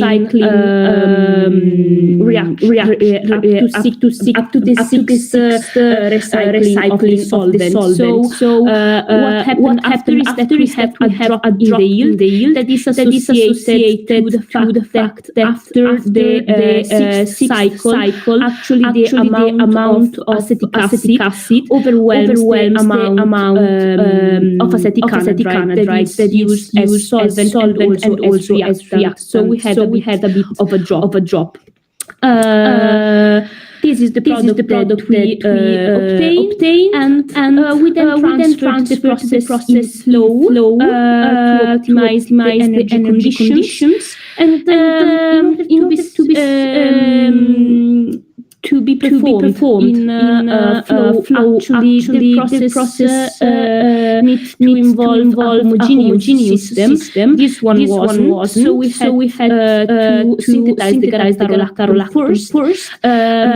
We also decided to try and use a different base with the one used for the design, and we actually saw that sodium acetate flow might work better in the presence of the lactone with respect to pyridine. So we decided to use one also as acetic acid is actually the only product of our reaction. When we decided to switch the reaction protocol in flow, what we saw is that actually for the synthesis of iron, so 2A and also 3, we have a higher yield. So this what we call space-time yield is actually 3 times higher in batch than in flow than in batch for the first reaction, and it's actually much higher, so 10 times higher. For the synthesis of 3-hydroxy pyron. So this is the reactor that we used that had a volume of 10 milliliter. So that is all from my side, and thank you so much for your kind attention. And if you have any question, I'm at your disposal.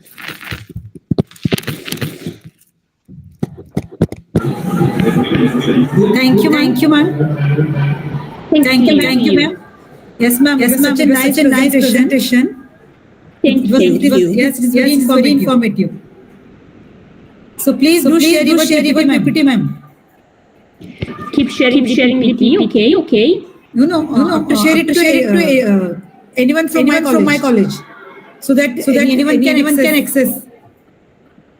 Yes, sure. I will have to share in the chat, or do I share it through you? Yeah. Sure. Okay. Any questions? Hey, participants. Any questions? Please ask. Gender, are you there? Zende, sir.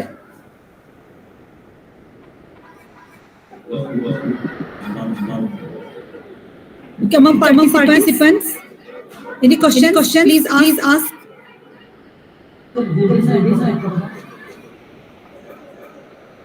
If there aren't any questions now, if anything comes to your mind, you can also email me. It's not a problem. I will reply to all of your questions. Don't worry. So it's fine. Okay, ma'am.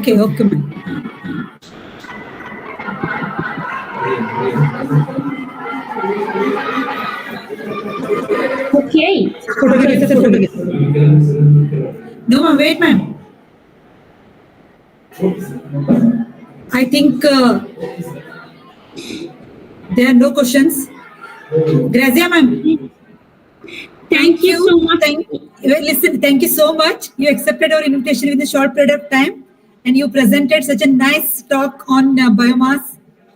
It was very informative, very useful, ma'am. Thank you so much.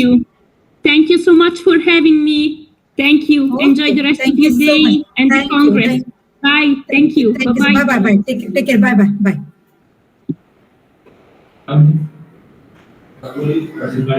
Yes. Dear participants, now we will start second session. Now over to Dr. Junagari sir. Thank you one and all.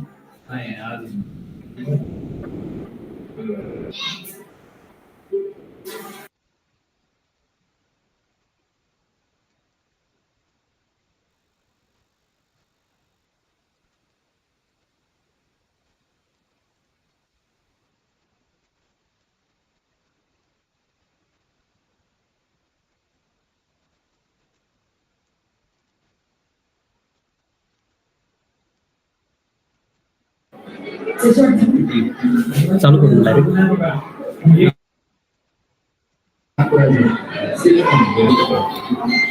Good afternoon, ladies and gentlemen, guests and conference participants. Welcome to the e-conference on integrated science organized by Sri Yashwantharao Patil Science College, Solankur, in the beautiful city of Radhanagari, Kolhapur. I am Dr. Nilesh Zungari, Assistant Professor. Welcome all of you to today's second session. We are gathered here to exchange ideas and open discussion in e-conference on integrated science. It is indeed a golden opportunity for each one of us to enrich and enlighten themselves. Without more discussion, let's dive into our promising schedule. For today's second session, here are two eminent speakers for two lectures. First lecture, speaker is Dr. N. Rajendran sir, and chairperson for this lecture is Dr. Nitin Kamble sir. And second lecture, speaker is Mehbubuddin Nadab, and chairperson is Professor Dr. N. A. Kulkarni sir. So now I would like to introduce the first speaker, Dr. N. Rajendran sir. They have left an indelible mark in the field of the zoology. A warm welcome to today's first speaker, Dr. N. Rajendran sir. Sir is currently working as assistant professor in zoology at Government Arts College affiliated with Annamalai Universities. Sir has near about 70 years of teaching experience and 25 years of research experience. Sir has awarded the Young Researcher Award and Best Teacher Award. Sir has professional membership in national and international bodies. Under the valuable guidance of Sir, 2 students were awarded the PhD degree and 2 students are pursuing their PhD degrees. Sir has published 86 national as well as international research articles in reputed journal and also presented more than 35 research papers in conferences and seminars. Sir has research area in the field of coastal ecosystem, ecology, and biodiversity conservation. Sir also completed 3 research projects. With this short description, welcome you, sir, Dr. N. Rajendran, sir. For this first lecture in this today's second session, the chairman will be Dr. Nitin Kamble, sir, professor, working as a professor at Shivaji University, Kolhapur. I like to introduce about Dr. Nitin Kamble sir. Sir has about 23 years of teaching experience, and under the able guidance of the sir, 6 students were awarded PhD degree and 7 students are pursuing their PhD degree. Sir has research area mainly focuses on animal psychology and toxicology. Sir is actively working as a member in 9 national and international bodies. More than 109 research publication in reputed journals, sir, has been published. Sir has participated or presented research papers in more than 74 conferences and seminars. Sir has completed 3 research projects and received 9 awards from different bodies. With short description, now I will hand over the session to Dr. Kamble sir. Dr. Kamble sir, Nitin Kamble sir. Hello. Hello. Sir, you are audible, sir. Yes, sir. So now I am hand over the session to you, sir. Okay. Thank you. Thank you for your nice introduction. Thank you. So good afternoon to all of you. Again, welcome to all the participants and dignitaries for the International E-Conference on Integrated Science. So I think this is second session in the conference. First of all, the session will going to start with the eminent personality in the zoology, Dr. N. Rajendran. So he is working as a head department of zoology in the government college, Chidambaram, Tamil Nadu. His topic for the today's is concerning with the biodiversity in the mangrove ecosystem with reference to the fisheries. As we know that ecosystem is a vast, and in concerning with the ecosystem, another one system which is working related with the marine ecosystem, it is called as a coastal line system, where mangroves are considered to be as a very important.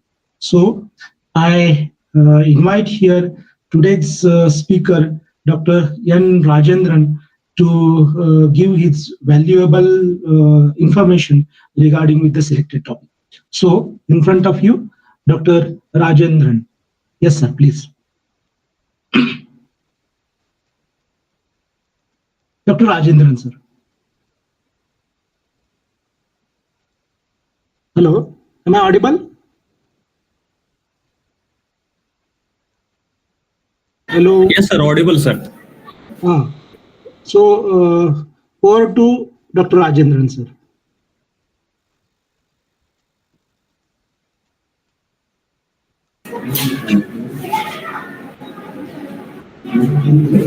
Dr. Rajendran, sir, are you available, sir?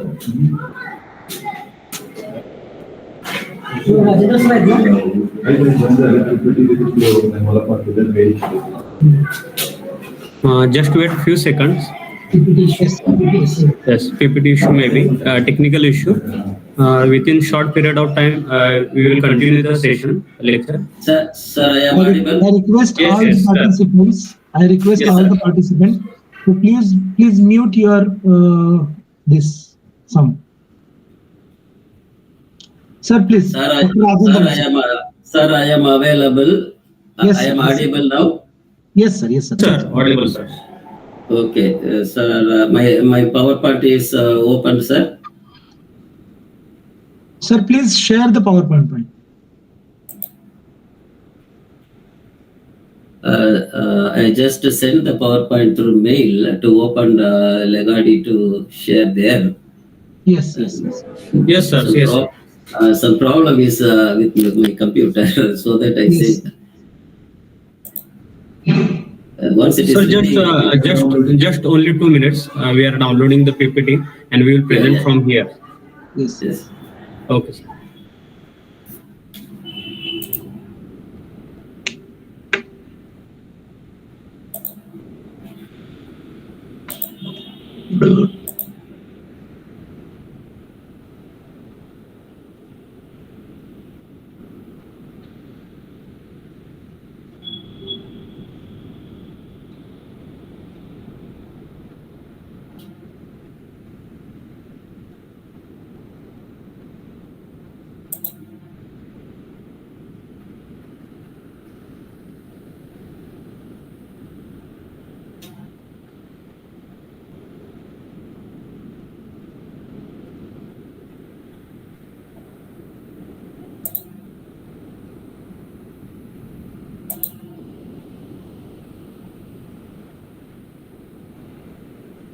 Dr. Lagade, sir, please.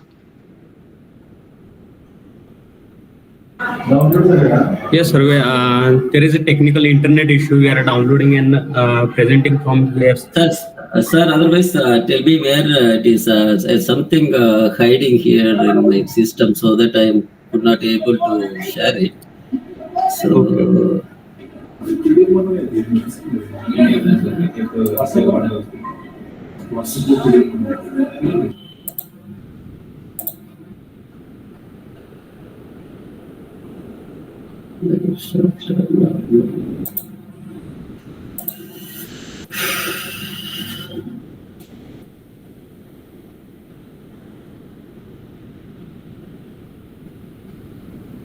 Or otherwise, sir, Yeah.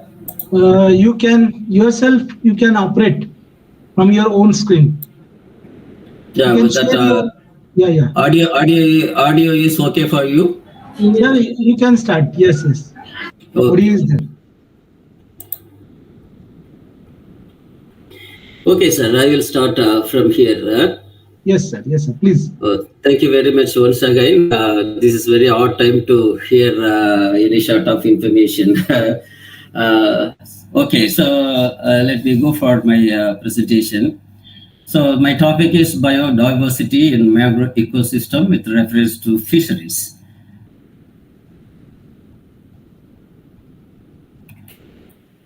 Right. So mangroves, you might have heard about which is distributed all along our coast, and densely present in some states and sparsely distributed in some states.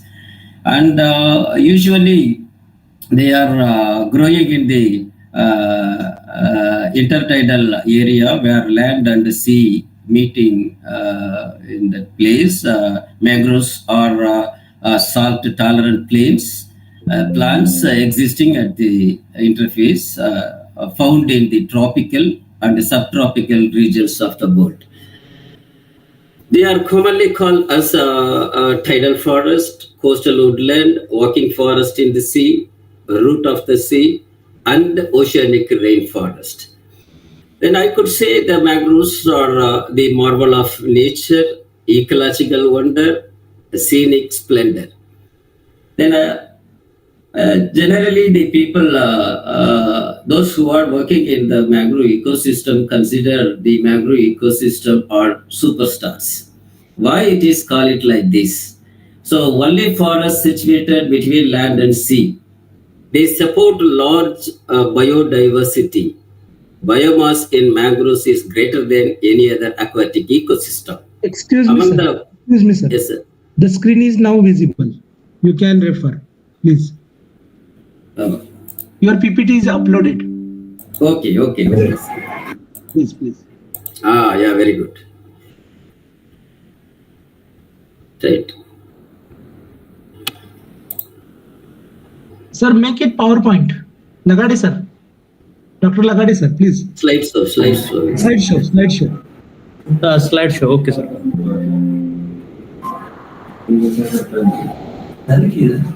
Okay.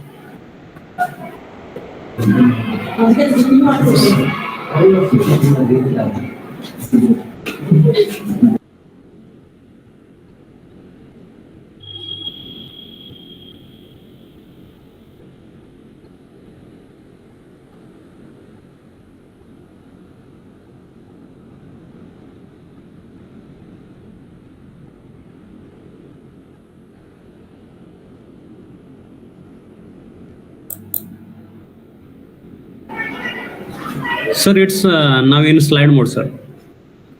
Is it okay? Yes, it is okay, sir. Now. Okay, then after completion of that slide, just mention next. So we will then move on next slide.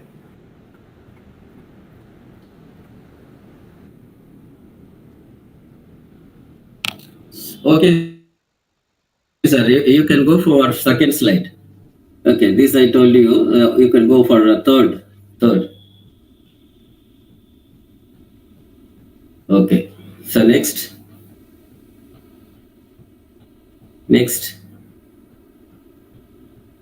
Right. So the mangroves are superstars because of the only forest situated between the land and sea. They support rich biodiversity and biomass in mangrove is greater than any other ecosystem, aquatic ecosystem. So one among the world's most productive ecosystem, no other group of plants with such highly adaptations. Next.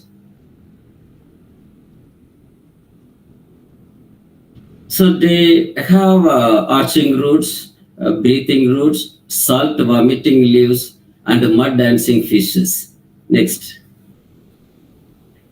So mangroves play a vital role by serving as nursery grounds and a breeding site for birds, fishes, crustaceans, shellfish, reptiles, and mammals.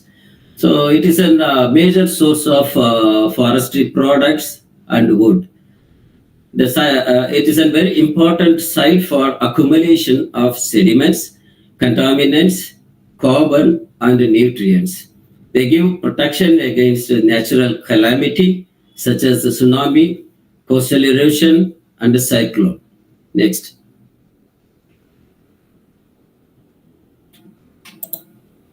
So coming to the area of mangroves, here I am giving the total area of global mangroves. It is 15.2 million hectares in the 120 countries. So it is believed that these mangrove plants are originated from the old world mangroves because of it rich in species diversity. So coming to the New World mangroves, it is poor in diversity. Because of this, the people believe that it is originated from the Old World mangroves. Next, sir. Then coming to the India, so the forest cover is totally 4,992 square kilometer, distributed 12 states and also union territories. So this is the figure I am giving here. The maximum cover is found in the West Bengal, followed by Gujarat and Andaman. Next. So the most of the covers are accumulated in the eastern border of our country because of the deltaic areas are available only in the eastern coast than the western coast and also in the Andaman and Nicobar. So because of the deltaic environment, the nutrient availability and alluvial soil rich environment facilitated to establishment of the mangrove plants in the eastern border. So it is only, so whatever mangrove cover we have, only 3% of the world mangroves and 8% of the Asian mangroves. Next, sir. So the distribution of the mangrove species around 70 plant species of true mangroves are available in our country. And among the 70 species, 65 are found in the east coast. Next, sir. Then coming to the floral species, other than the mangrove plants, nearly 806 species are so far reported from our country. So it is very higher than when compared to the Bangladesh, Indonesia, and Malaysia. So that means the more number of research and the contributions from the mangrove environment are available in the Indian context than other Asian countries. Next, sir. So coming to the faunal resources, mangrove offers habitat opportunities for a wide variety of animal lives above and below the water. Next, sir. So coming to this faunal species in India, this is the list I have given each and every group of organism. This is the number of species present along the eastern coast mangroves. So this is the Andaman Nicobar mangroves. This is the west coast mangroves. So totally 3,066 species so far reported according to the literature available in our country.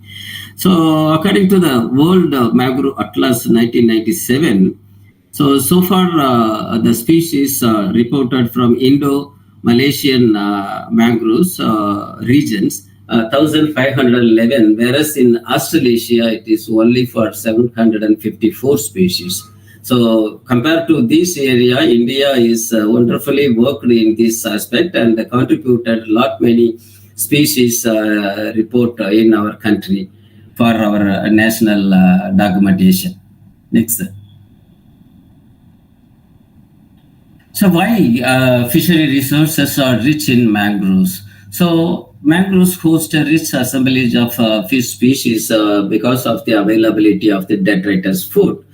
So rich epifaunal communities and the algae which are attached in the specialized roots of mangrove plants. So the plant system reduce the predation pressure because of the calm and turbid water body. They provide nursery, feeding and breeding grounds for many number of marine species in the coastal environment. Next slide. So mangrove litter fall is a major component in the ecosystem. So in India, we estimated 8 tons per hectare per year litters are produced from the mangroves, whereas in Australia is the highest litter production in the mangrove environment, 23.7 ton per hectare per year. And it is these litters are decomposed by the microbes and converted into protein-rich detritus food for the fishes which are living in the mangrove ecosystem. Next, sir. So coastal ecosystems support fish resources. So mangroves 70% more productive than the other coastal ecosystem such as seagrass, which is productive for 30% and coral reef 10%. So globally, greater than 80% of marine catches are directly or indirectly depends on the coastal ecosystem. So 90% of marine organisms spend part of their life cycle in these coastal ecosystems. Next. So coming to the distribution of fishes in mangrove ecosystem in India, so this is the latest documents which are published by the ZSI. The world living fishes so far reported 34,362 species. Coming to in India, the living fishes reported to 3,364, which is 9.788% of the global living fishes. So 659 species are reported so far in all the mangrove ecosystem of both the east and west coast of India. Of that, very interestingly, note that 40 species of Elasma branch under 12 families also reported from the mangrove environment. So remaining 619 species are bony fishes under 99 families. So among these 659 species, 60 species are common along east coast of mangroves. The only 7 species are common in Indian mangroves. Next, sir. So coming to the distribution of prawn and shrimp in mangrove ecosystem of India, so world living crustaceans accounted for 67,735. In India, living crustacean is estimated to be 3,835, that is 5.6% of the world living crustaceans. In the mangroves of India, it is 624 species are reported so far. It is only 16.27% of the world species. So 69 species only reported in our Indian mangroves so far. So when compared to the 154 species reported globally. So 2 spiny lobster also reported. 1 mud lobster is reported in all along our Indian coast in the mangrove ecosystem. Next, sir. So why these organisms are rich in this ecosystem? I told you already, the 90% of the marine organisms spend their part of their life in this mangrove ecosystem, because of the mangrove ecosystem provide the protein for the organisms, phytosterol components to the organism, which are essential for the synthesis of larval hormones. So that is why they are coming in the calm environment, spending their life in the up to subadult stage in the ecosystem. Next slide. So only in India, 60% of commercially important coastal fish species are directly associated to mangrove environment, according to Untawale. So after that, the economy is calculated. The effect of mangroves on fish production in India is 1.86 ton per hectare per year, which is given by Anabonia and Ravi Kumar. And the mangrove contributes to marine fish output in India was 23% during the year 2011. So this needs further studies to conclude how much it is supported by the mangrove ecosystem. Next. So mangrove as fish factories. So usually we call it as mangroves as fish factories. Why? So mangroves contribute to fisheries in a range of 10 to 32%. So in worldwide, the small scale fishers in over 100 countries, the fish in the mangroves countries fish in the mangroves and their adjacent waters. So about 4.1 million small-scale fishers associated with the mangrove ecosystem globally for food and work. So large number of fishers were found in countries with rich in mangrove covers, especially in Indonesia, India, Bangladesh, Myanmar, and Brazil. So over 7% of world mangroves support over 5,000 fishers per day for every square meter of mangroves. Next.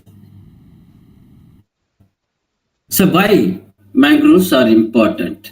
So globally, mangroves are importantly to provide food and income to the large number of coastal people. So worldwide, about 30% of all commercial fish species are mangrove dependent. So producing an annual catch of 30 million tons, according to FAO. So if the mangroves is not in the coastal region, there won't be any no prawn, no crab, and if no forest on the land, no fish in the sea. So these famous lines are given by the people, those who are contributed in the early days. Next. So many number of people are working in this line, but the researchers not considering these aspects, the hydrological connectivity of the coastal environment and the inland water bodies. So the nutrients and the organic carbons are carried by the freshwater through downpour and reaches to the estuarine and mangrove waters, where they are providing large number of organisms, the shelter, the protection, and production of plankton and epibiotics growth and availability of the food, and then it is carried to the ocean environment by the freshwater flow. Why? Because this hydrological connectivity is important. Means many areas now the damming process are going. So for which the migratory fishes are suffered to go for their breeding and if the situation is continuing, many of the species are not able to go for the same route, and they may be shifted to some other place for their breeding purpose. So that is why these hydrological connectivity is very important for, especially for the migratory fishes. Next, sir. The global fish catch and the revenue from mangroves so far it's estimated from different countries are given here. So 1 hectare of mangrove can yield 767 kg of wild fish and crustaceans, which is more than the yield in the extensive farming system, which is reported from the Indonesia. So 1 hectare of unmanaged mangroves gives a revenue of $11,300 US per year, at par with the most profitable intensive shrimp farming. With the same author is reported this information. The recreational fishing around mangroves contributed $1 billion US per year in the Florida region. So benefits from mangroves in India are 25-fold greater than that of paddy cultivation in our country. Next, sir. So fish diversity from mangrove habitats of South India was evaluated by myself and my team. We have selected 3 major mangrove systems. One is for mangrove-rich environment, and one is for mangrove-less environment, and one is for mangrove-poor environment. So mangrove-rich environment support a large number of finfishes and shellfishes than the less and poor mangrove areas. Next, sir.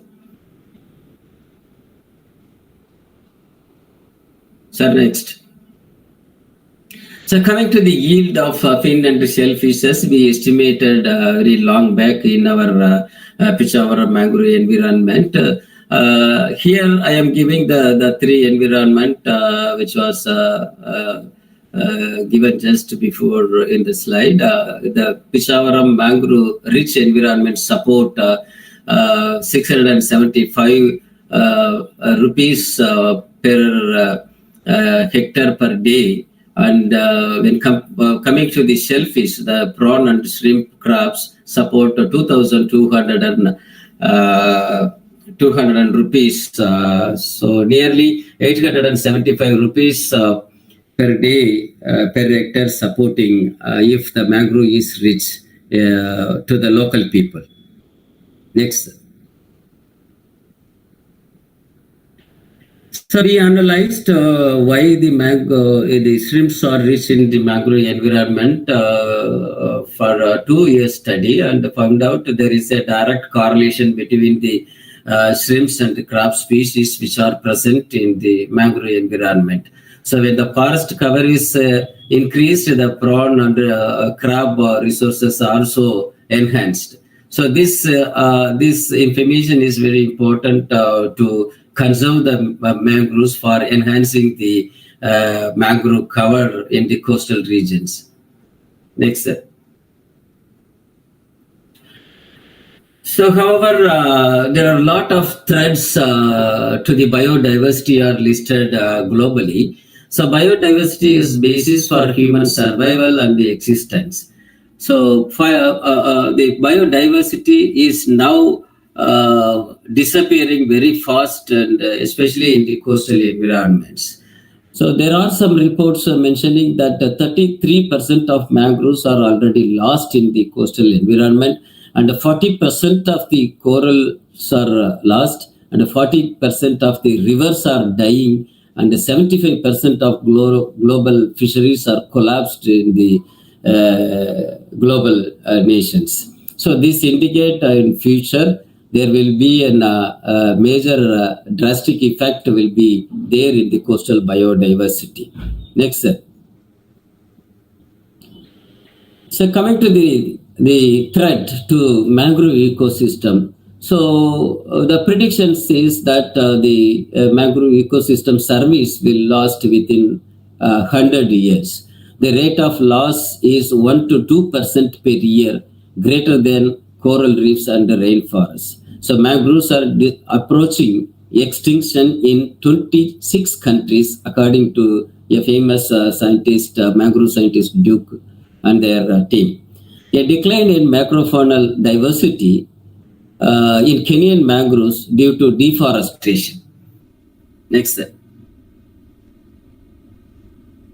So declining fishery resource in the mangrove ecosystem is also elucidated by our team in many, with the vast experience of the mangrove environment. We have elucidated some of the problem facing in the coastal environment. And the closure of Eshwarin Barmouth. So if the rivers is not meeting with the sea, if there is a barrier between river and the sea, the alluvial soil nutrients will not sent to the ocean or sea for fertilizing the ocean. So damming along rivers, not freely allowing the fish migration for breeding and spawning. So pollution is also a major problem in the fish habitats because of the untreated waste discharged in the system from aquaculture, agriculture, industries, and urbanization. So loss of other nursery grounds which are associated with the mangroves, especially for seaweeds and seagrasses. Next. Then another important reason is discriminate fishing activities. In Indian Sundarban forest, 540 million tiger prawns prawn juveniles are collected by 40,000 fisher people in a year, and 10.26 billion other fish larvae are killed. So collecting 17 tiger prawn seeds, 313 juveniles of 37 species of finfish are destroyed in the Bangladesh mangrove forest. And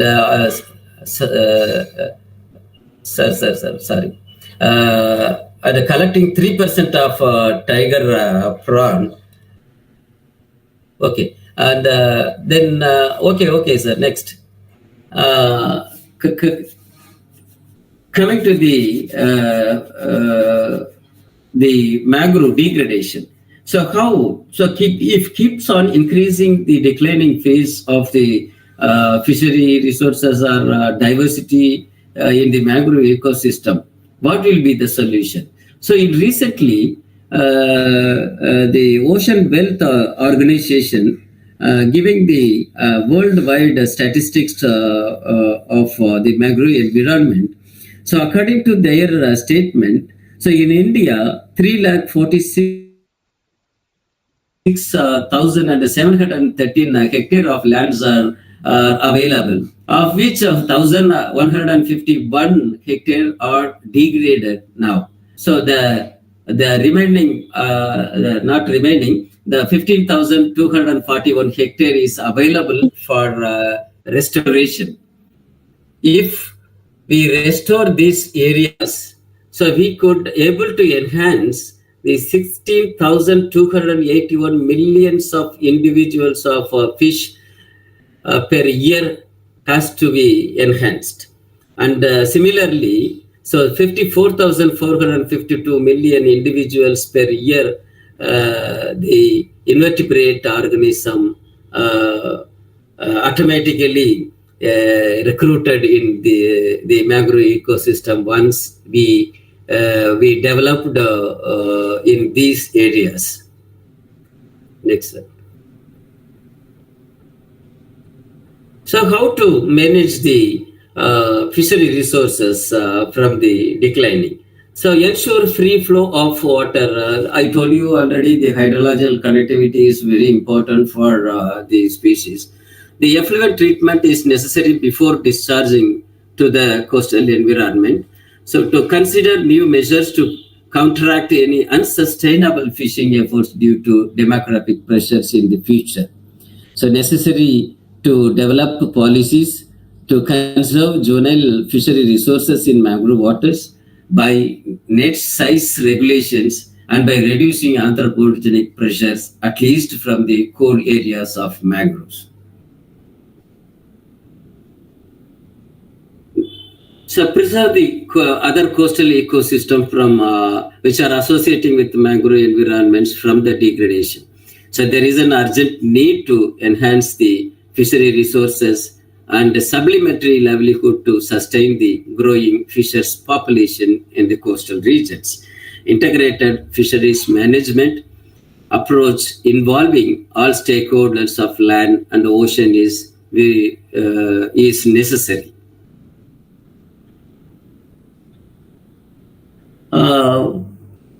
Thank you very much for hearing my speech in the odd time.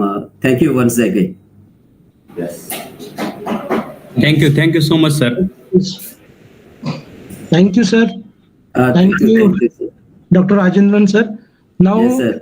Now I call upon all the participants for the discussion on the topic. So the topic is open for the discussion. If anybody is having any query or any question, you can raise the question, please. Topic is open for the discussion, please. Any question from the audience? If participants have any queries or questions, please ask here.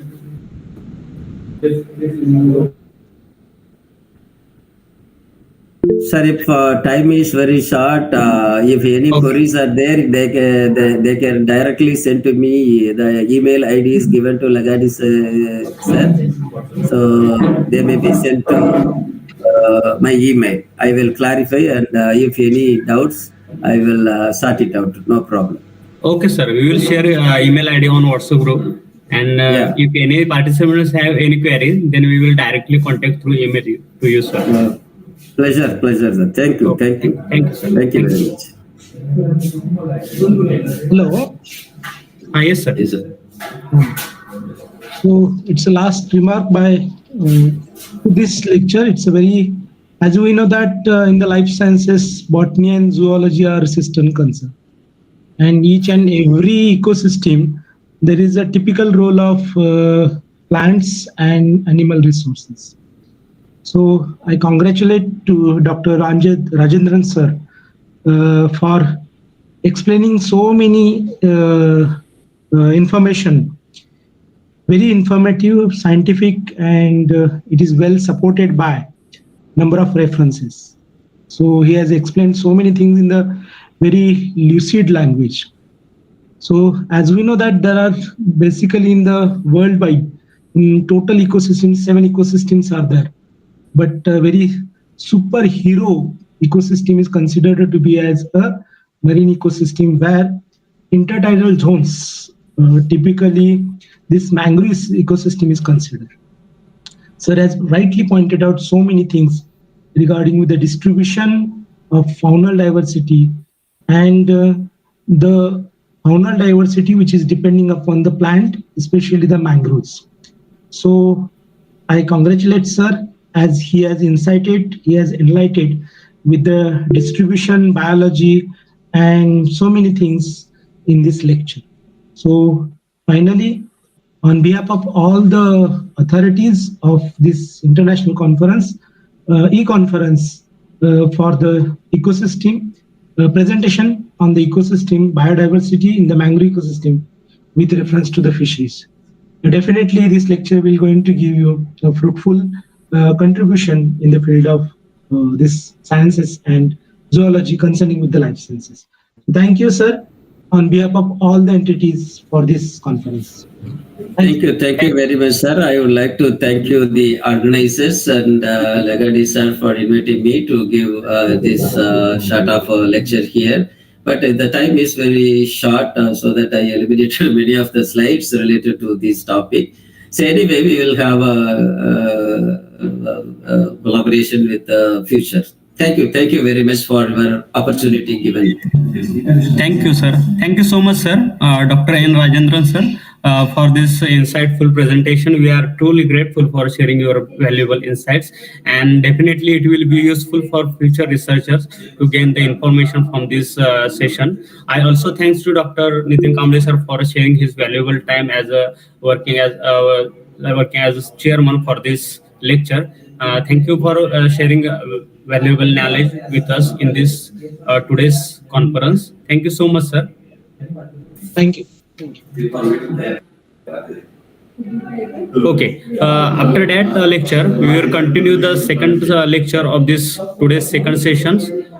For this second session, second lecture, the second speaker is for this session is Dr. Mehboobuddin Nadab from Department of Ecology, Dendra Systems, Abu Dhabi.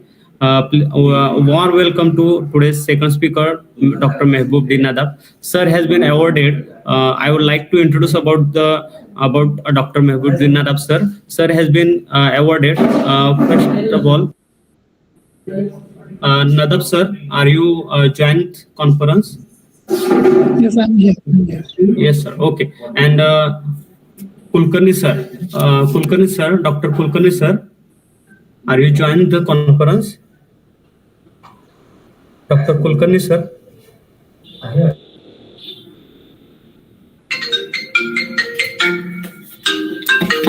असू they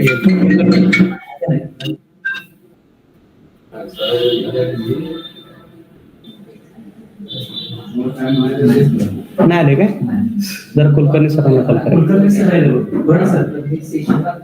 just we wait for to join the Kulkarni sir for few minutes, few seconds, and we will continue the second lectures.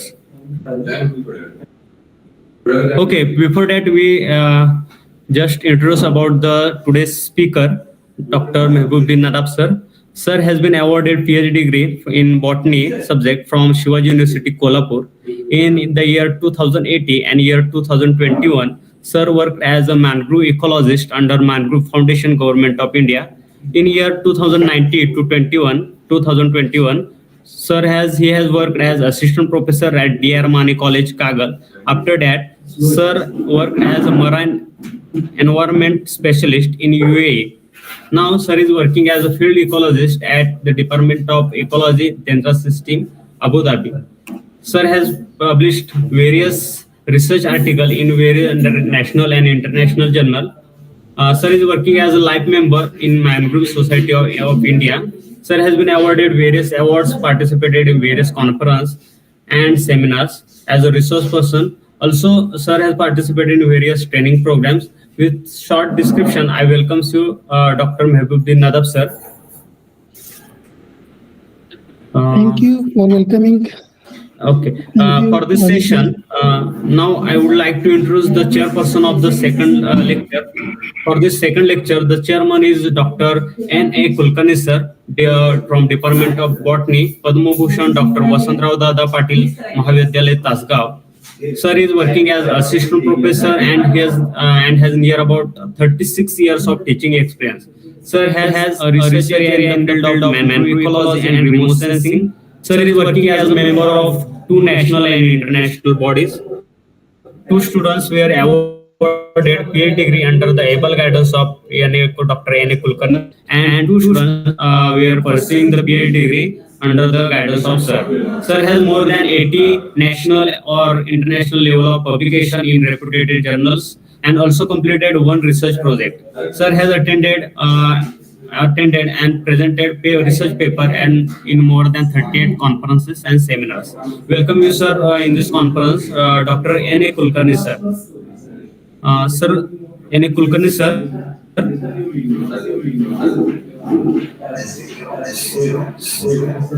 Dr. N.A. Kulkarni, sir, are you joined the conference? हो sir जरा बघा Kulkarni sir join झाले नाही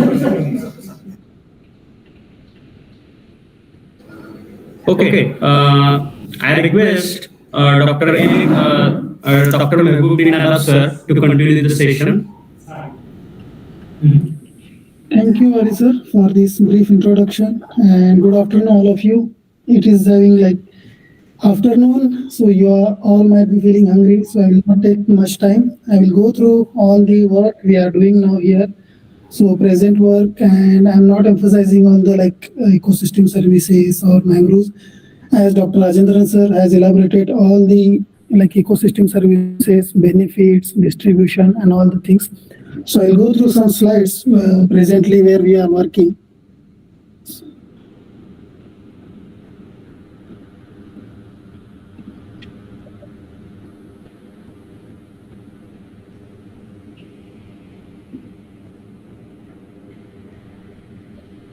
Only sir, is there any problem? I can't share my screen. Just wait 1 minute, sir. We will solve the problem. Sure. Can you please give me access so I can share?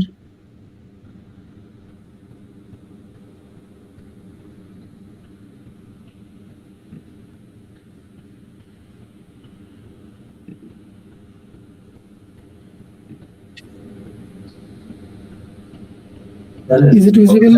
It's visible now, sir. Okay. Okay. So today we'll be talking on the harnessing technology towards ecological restoration of mangroves and arid plants, specifically in the Abu Dhabi. So United Arab Emirates is having the 7 different emirates like states in Maharashtra. So one of that Abu Dhabi is there, which is capital of UAE, and it is largest emirates in the Abu Dhabi. So let's go through our slides. So what is ecological restoration? So ecological restoration is having the repairs the damaged ecosystem, enhances biodiversity and ecosystem functions, mitigates environmental degradation, promotes resilience and collaboration among stakeholders, monitoring progress and adaptive management strategy. So in the photos, you can see the 2 different ecosystems. In the lower photo, or which is mangrove system, and another is the having desert ecosystem. Also we call it as arid ecosystem. So here we can see the some of plants are dead or some are dried. So in arids we need to understand why the plants are getting dried. Even we all know that arid means they are growing in deserts, lack of waters and other. And oppositely in mangrove ecosystem they are getting ample amount of water, they are flooding twice in a day. And so both the ecosystems are playing important role in the biodiversity. So they are having their ecological functions. So both ecosystems are equally important in the biodiversity conservation or ecosystem. So I'm directly going through work what we are doing here. So this is our ecological operating system, which is having the trademark. So what we are doing during our ecological restoration process. First, we are carrying out the baseline survey in which we are capturing the floral data, faunal data, even mangroves, non-mangrove flora, and we are identifying the areas where we can do our work. So second step is our area identification. So in that it includes the classification of areas, conservation, rehabilitation, and restoration. Then third is area selection. So after identifying a suitable area, we are selecting some gap areas. So we all know the mangrove restoration, mangrove conservation is going on worldwide. So mostly we are doing the mangrove restoration or in terms of afforestation. So afforestation, it requires more manpower, it requires time and all the things. So here what we are doing, so we are using a specific technology, a drone technology or aerial seeding technology for restoration or afforestation. So in area selection, we are selecting such areas, those are in gap areas where we can't reach or we can't do manual plantation or manual afforestation. So after selecting the area, the next step is site analysis. So for the site analysis, we are capturing the high resolution data through our drones. So we have the different types of drones for collecting the data, like multispectral data and high resolution data. After that, we are identifying the areas like gap areas where we can spread the seeds, where we can do the seeding activity and all. So initially, wherever or whatever work we are doing, So first we need to do it on pilot basis. So directly we can't go and see this area is good and we can see this area, we can get the expected results. No, first we need to do it on pilot basis. So last year we had done like 1 hectare of pilot area where we observed the area in detail, we seeded and we recorded the observations and results. So next step is aerial seeding and management. So this is the most important thing, because in aerial seeding we need to select the seeds which are in good quality, because we are seeding through drones and which needs to be good in weight, in width and in length also. If the seeds are lighter in weight, there are high chances to the seeds can be flown away. So we need to assess that seeds also. So we are doing here the seed quality checking before seeding. So we are selecting some random seeds from our collected seeds batch and we are doing some quality check. Then next step is pre-establishment monitoring. So after seeding, we are monitoring either the seeds are spreaded well, or they are in homogeneous, or they are in their homogeneity, or they are heterogeneously spread. So all this we are monitoring. We call it as pre-seeding monitoring and post-seeding monitoring. So before seeding, the area it's empty or whatever seeds. So we are like laying some quadrats, random quadrats and transepts, and we are noting all the observations.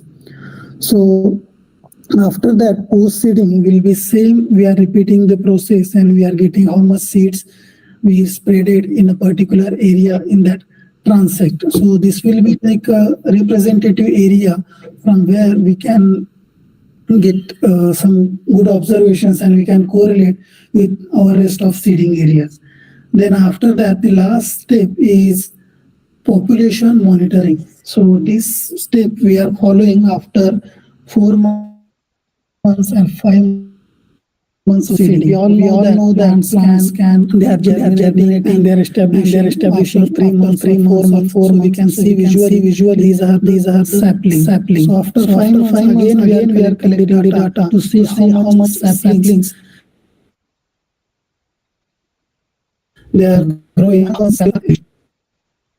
So all this all these we need to understand the role of technology. Really beneficial or harmful, either we can use it or not, or we need to plan it, how we can use, or at what extent we are using. So technology enhances efficiency and precision in restoration assessment.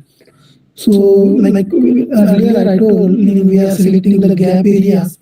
For selecting the gap areas, it's playing a very crucial role, because manually we can't enter, because sometimes the forest is very dense and we can't enter in the forest. So in the photo you can see some areas like in between the forest they are empty, and others they are covering all the mangroves or other trees. So this is one of our image, we call it as UHR, ultra high resolution image, which we captured during our reconnaissance and during our field visits. This is not taken from any internet or nothing. So this is our data we are capturing. So next step is remote sensing and GIS provide valuable data for decision making. So nowadays everyone is saying that we need to adopt the technology, we need to adopt the artificial intelligence, and basically for restoration and for studying the plant related things, we are relying on the remote sensing and GIS. So it is giving some values, some like different bands, color bands. From that we can classify that area. So third one is drone offered cost-effective aerial monitoring of ecosystem change. So here the technology is having cost effective. No doubt for purchasing and installation it will take time, but if you want to keep it is, or we want to do for the long duration, we need to adapt the technology, because sometimes manually we can't cover everything. We can't see each and everything by visiting that area, because sometimes we be here like low tide, we need to go low tide, sometimes we'll be reaching by high tide. So it's all natural things. So here drones we can use, and within like if we are planning our field work, or if we are planning capturing our data manually, we are spending whole day. But with the drones and all, it can be possible like within a 2 hours, 3 hours. Even like if we are like flying the drone for 5-6 hours, we can capture like 100 hectares of area. So we need to understand whether it's usable or not, because sometimes the mangrove forests are seen like in satellite imageries, they are seen to be very dense. So we need to identify such things also. So second step is remote sensing and GIS mapping. So remote sensing provides detailed data on ecosystem health. So as I told, like remote sensing is giving the multispectral bandwidth. From that, we can classify the different areas. Either we can like some NDVI, SAVI, like vegetation, health classes, and area classification we can carry it out.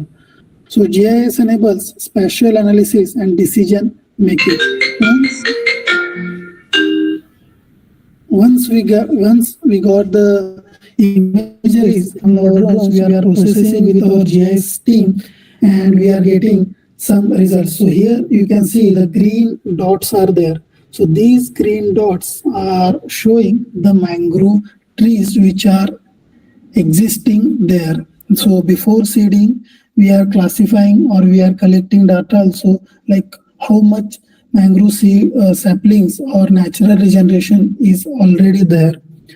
So next is, so it is helping us for identifying priority areas for restoration efforts. If it's like bandwidth is lower or colors are not that expected, so we can exclude that area and we can go for the other areas. So GIS is also monitors restoration process and its effectiveness, and it enhances efficiency and accuracy in planning. So the last one is most important, which is having the enhances efficiency and accuracy in planning. If we are planning to do any work, we need a preliminary data which is most helpful or most beneficial for carrying out any further work. So here the different imageries are there. These all imageries are from our portal. So here we can see the area classification. So we selected one area and we processed that multispectral data and UHR imageries, and we classified into different classes. Here we can see the 4 classes like bare ground, infrastructure, vegetation, and water. So whatever is yellow is seen is an water. So other blue color is vegetation, and you can't see the purple color because it's very low is infrastructure, because this area is having more vegetation. And the last one is gray color is bare ground. So bare ground we are considering as an empty area, so where we can seed or we can use that area for our seeding process. So second image is vegetation height class. So in that we can see those who are prominently seen as a green other than our natural green color. It is showing the what is the exact height of that plant. So either it is 1 meter, 2 meter, 0.5 meter. So we have adopted different classes. If it's 0 to 1 meter, it's having the green in color. Then it's 1 to 2 meter is having the some darker in color. So particularly for this area, so we recorded like 47% of like vegetation is having the point is having 0 to 1 meter, and 21% 1 to 2 meter, 2 to 3 meter is 19%, and above 3 is 11%. So this is helpful for carrying out our restoration activities. So next is our NDVI. So And I think everyone knows NDVI, everyone heard about the NDVI. So this is the most common tool nowadays everyone is using for classification or for identification of the area. So we are also following the same, which is giving the vegetation health or existing vegetation health of that area. And the last one is SAVI. So SAVI is Soil Adjusted Vegetation Index. So here we can see, so what is the empty area or what are the different classes of soil is present on that area, we can identify based on this. And we can also identify the terrain, or either it is convex, concave, either it needs some hydrological improvements, or it's something, it's not getting any water, or it's getting dried out. So based on this soil adjusted vegetation index, we can see the each and every parameter instead of visiting regularly. So we can get it from our satellite. So after that, the next step is drones for monitoring and mapping. So drones offer cost-effective aerial surveys for ecosystem monitoring, and it provides high-resolution imageries for mapping and habitat conditions, and it enables real-time data. So when we are seeing like Google Earth or any Google Maps, it's not a real-time data because they are taking 6 months, 7 months, sometimes 3 months to update that imageries. But when we are capturing the data, we are capturing the actual situation and we are processing the real-time data. And it also facilitates the rapid assessment of restoration progress and challenges, enhance efficiency and precision in monitoring landscape dynamics. So in previous slide, we have seen the different classes. So this is like we carried out through drones, we collected the multispectral and UHR data and we processed with our GIS tools. Here you can see a small video. So how our drone is operating and how we are collecting the data. So we were operating with our 2 drones. So one drone is flying here, then other drone is like near to our pilot. So he is capturing some videos. So we have seen some drones in our wedding ceremonies, in our functions. These drones and that drones and these drones are totally different. Those drones having like 1 kg or 2 kg of weight, but these drones we are having that of around 55 kg of weight drone itself, and it is carrying the 40 kg of seeds for this spreading. So it's around more than 90 kg of the weight this drone is carrying. So these are our different drones we are using for the capturing data. So the orange one is having the Vintra. So we are using this drone for collecting the multispectral data and getting the NDVI and our like area classification and SAVI, all the data. In the middle, you can see the drone which we are using for our aerial seeding. And third one is having the camera which is capturing the ultra high resolution data, and the like length or distance of this or accuracy of this drone is 0.4 meter and even 0.2 meter. So the height of the tide is even like 0.3 meter or 0.4 meter. So we can capture the images through this drone also.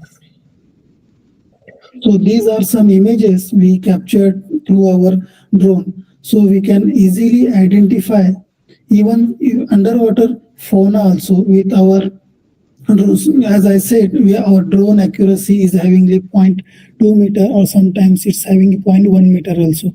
So these are the real-time images we captured from our drones through our collecting ultra-high resolution data. So this is the specific area. So after collecting that data with multispectral images with our drone and UHR, we are processing and we are classifying into different classes. So this is the another area. It is showing NDVI, SAVI, and area classification details.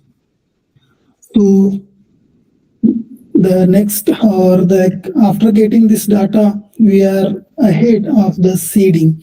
So in the left side, you can see the mangrove, like seeds of mangrove, Avicennia marina. So ED is having the dominant species Avicennia marina, and another species is having like Rhizophora macronata, but it's introduced in 2008. So I don't know, there is no data available for the past. Either this species was present here or it was extinct in wild. But Avicennia is the most resilient and dominant species which is available in the UAE. The second images you can see, these are the different seeds from the arid, like from the desert. So in the next week, we are planning for seeding the arids because this nowadays the climate is somewhat cool here and it is expected to be rain. So we need to think like in all terms before seeding, before carrying out or before executing our work. So these are the different seeds from arid. So here one video is there how drone is seeding. So this drone is carrying the 40 kg of seeds and it's spreading around like 1 hectare of area. So after this seeding, we are doing the post monitoring. Either this drone is spreading well or whatever we are command, we are giving is following or not, or the seeds are spreading homogeneously or not. All this data we are capturing, and we developed our field protocols like field monitoring protocols. So we are using these protocols for like noting the observations and results. So these are some our results. Like we spread it in September.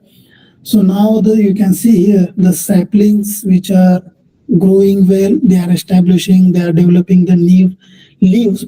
And in one of picture is showing the quadrat.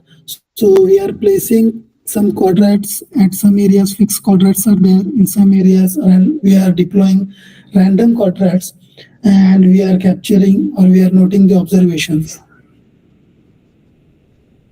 So the last is the concluding remarks. So ecological restoration is vital for biodiversity and ecosystem health.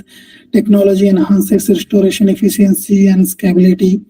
Collaboration is key for successful restoration outcomes. Many successful projects demonstrate technology's effectiveness. Continued innovation and collaborations are essential for future restoration or future efforts.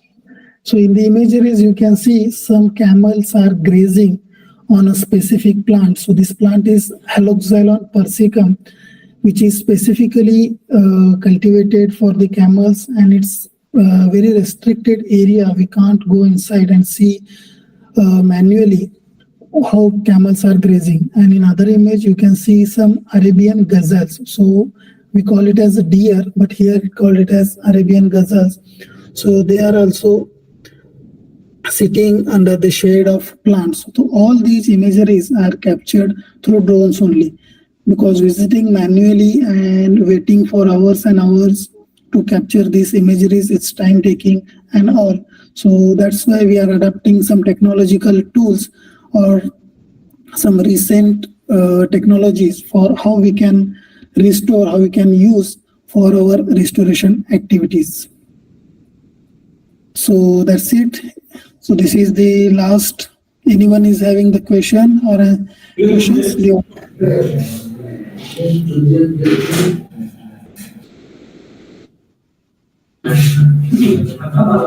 If participants have any queries or any questions related to about topic, then please ask here.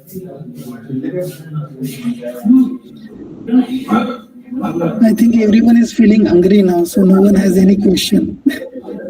Yes, sir. And also, I think participants have no doubts or any queries which will be solved after that session. So, like, there is one thing I heard from my teachers or my professors. If you understand everything, there will be no question. And the opposite, if you don't understand anything, there will be no question. Yes, sir. Now I would like to invite Professor Dr. N.A. Kulkarni sir to mention chairperson remark. Dr. Thank you for your Professor Dr. patience. N.A. Kulkarni sir. Is it audible? Yes, Yes, sir. sir. Audible, sir. Okay. So I first appreciate all the presenters in this particular session, and all the workers have done their excellent work, and I'm very happy that the participants are very serious about the eco restoration and ecological conservation. Particularly, I am very impressed by the presentation by Mehboob regarding that use of the drones for seeding, because I think the areas which are not accessible for the human being on a larger scale. So in such areas, this particular technology proves to be very helpful, and I'm much impressed by his work. And secondly, I am appreciating all the other presenters and their work also. And thank you for the organizers for chairing this session and giving me this opportunity. And I wish all the best to all the presenters and their future research career. So I am thankful to the organizers, to Dr. Madali, my friend, and all the organizers. Thank you very much. Thank you, sir. Thank you, Professor Dr. Kulkarni, sir. First of all, thank you, Dr. Mehboob, sir, Mehboob D. Nadab, sir, for that inspirational speech. We are truly grateful for sharing your valuable knowledge with us, how technology will be useful in mangrove analysis and their conservation. You are mentioned very well. Thank you so much, sir. I also thanks to Professor Dr. Kulkarni sir for sharing his valuable time as a chairman of this lecture. Thank you so much, sir. Thank you. Thank you. Thank you, organizers, for giving me the opportunity and to present my work. So I am hoping in future we'll be collaborating and we are doing well. Excellent job. Yes, yes. Yes, Yes, sir, definitely, sir. definitely. Definitely. Yeah. Thank you. Thank you. Now here, okay. Now here I am here to mention vote of thanks for today's second session of this conference. It has been such a honor to be part of this wonderful event. On the behalf of organization Sri Yashwantrao Patel Science College Solanpur, I would like to extend my heartiest gratitude our first speaker of the lecture, Dr. N. Rajendran sir, and speaker of the second lecture, Dr. Mehboob D. Nadab sir, for sharing the knowledge. I would like to special thanks to the chairman of this first lecture, Dr. Kamble sir, and second lecture, Professor Dr. N.A. Kulkarni sir, for sharing his valuable time and knowledge for this session.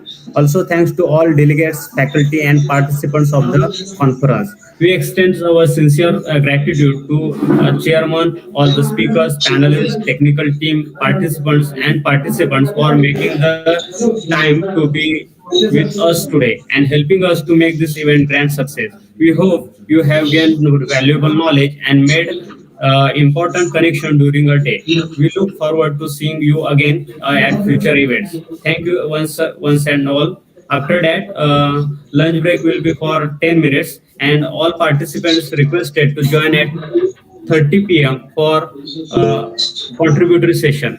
So all participants are requested to join at 2:30 p.m. And please check WhatsApp group. One file sent to the WhatsApp group where all participant lists were given, and three links will be provided there.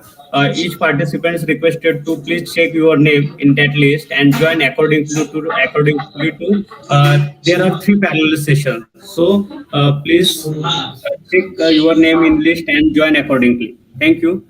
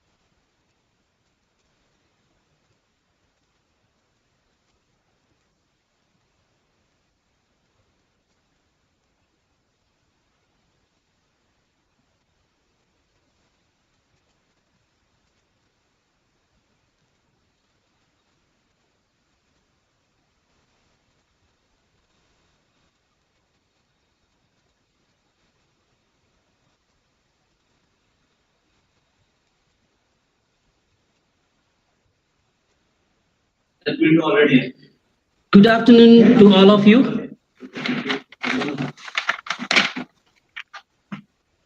Good afternoon to all of you.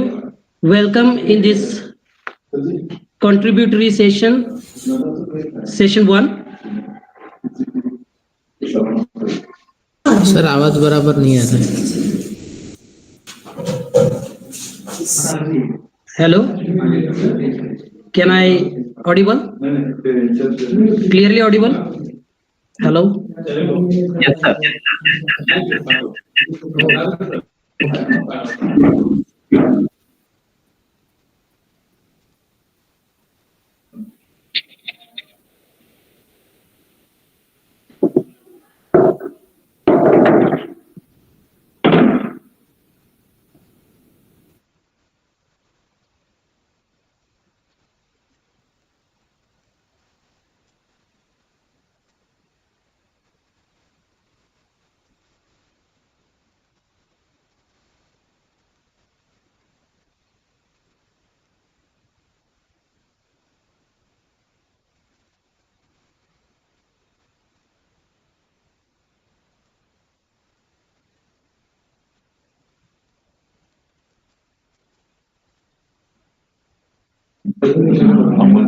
Mr. Vishnu Jadhav, are you there? You are the first presenter of this Yes, session. Vishnu. Okay, okay. Just a minute.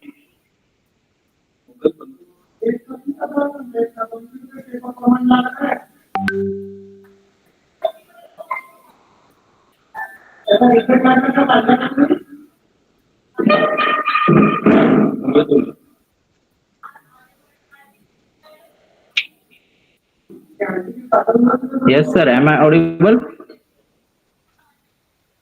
Hello? 1 second, sir. 1 second. Clear your PPT. Okay, sir, I will. 1 second, sir. 1 second.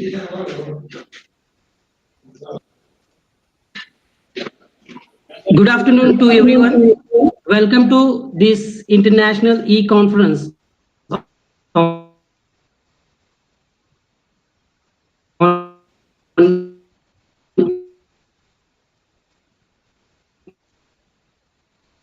integrated agri session, where we will have the opportunity to hear from diverse range of participants sharing their research, insights, and innovations in integrated sciences.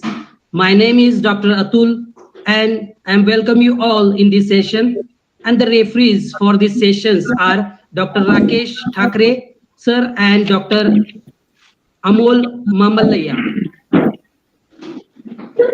Our first referee, Dr. Rakesh Thakre, sir, presently working as assistant professor in microbiology, Yashwantrao Chavan College, Lakandur, Bhandara, Maharashtra. He has 7 years of teaching experience. He has published around 12 research papers with high impact factor and 2 books. He received various awards in national and international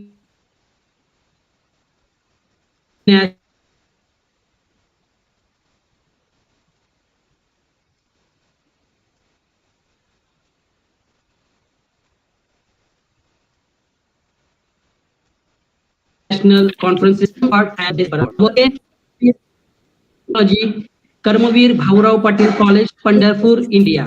Sir has 10 years of teaching experience and 16 years of research experience. Sir's research area are forest entomology, biofertilizers, sericulture, and nanotechnology. So far, sir has a 62 research paper in various national and international research journals, 8 book chapter on his credit, and 3 books, individual books are of Dr. Amul sir. Sir has 4 academic awards, and most special is 10 patents on his credit, 1 startup grant also from sir of sericulture. He has attended 34 national and international conferences with paper presented. 1 project is going on under his guidance. Sir, as a member of Entomological Society of India, and especially he developed plant growth promoter from fish, silkworm, and earthworm. Thank you both the referees for this session. Welcome you both the referees. Before we begin, I heartily welcome both the referees on the behalf of college and organizing committee of the conference. Before we begin, I would like to take a moment to thank all our participants for their valuable contribution and to express our gratitude to the organizing committee for putting together such an enriching program. Each recorded video is of 5 minutes, and after playing the recorded video, there will be question and answer session for 1 minute only. So I encourage you all to actively engage and ask questions to the presenter. Without further delay, let's get started with our first presentation. Amol sir, can we start? Yes, sir. Yes, sir. Okay. Thakre sir? Shall we start? Okay, sir. Okay. Our first, Our first presenter is Mr. Vishnu Jadhav. Please start your poster presentation, sir.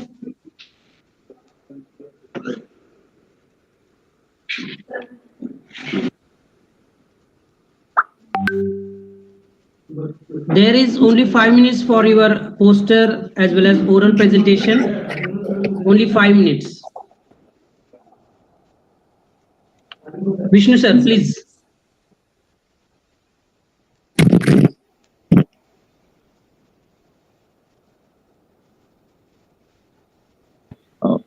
Yogesh, I am from Ambejogai. My research topic is biopolymer production from potent soil microorganisms for agricultural application. and I have submitted the abstract of heading.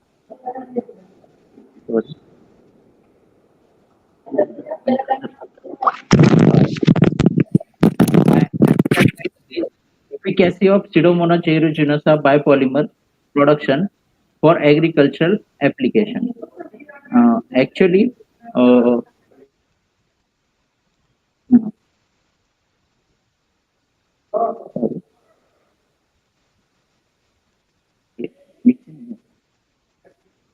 I am unable to scroll my slide. Okay. Efficacy of Pseudomonas aeruginosa for biopolymer production for agricultural application. As we know that biopolymers are biological micromolecules can be derived from renewable sources like plants, algae, fungi, and bacteria.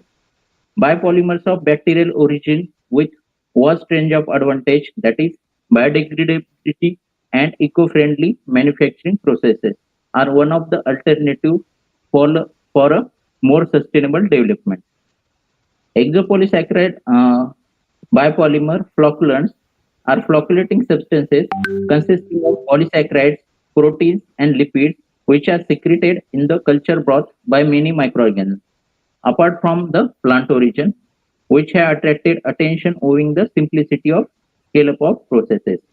Biopolymer can be originated from plant, but it takes large time for production. We have made solution on that biopolymer can be derived from number of bacteria. Production of microbial polymers can be enhanced by genetic engineering approaches, like whenever one strain is capable of producing biopolymer, that strain can be mutated and can be recombinant. For that purpose, when we obtain mutant strains, that strain may enhance the productivity of biopolymer. Bacteria require specific nutrients and control environmental conditions for biopolymer production, which increase production cost. Production processes and variable requirements of microorganisms are a hindering factor to produce biopolymers. We can make solution on that we can choose a strain that required a cheaper sources for development and can be a biopolymer producer. Innovative approaches required in developing new microbial exopolysaccharides. We are going to isolate potent strains like Pseudomonas aeruginosa and its cultural conditions, biochemical characteristics to find out different types of biopolymers. In recent study, one minute.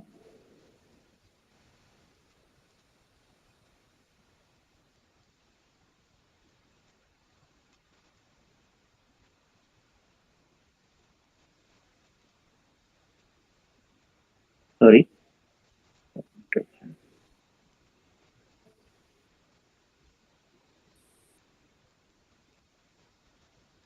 In recent study, we study a Pseudomonas strain, and the goal of the current investigation is to check efficiency of bacteria that produce exopolysaccharide isolated from soil microorganisms from Ambejogai district bid situated in Maharashtra region of Maharashtra, India.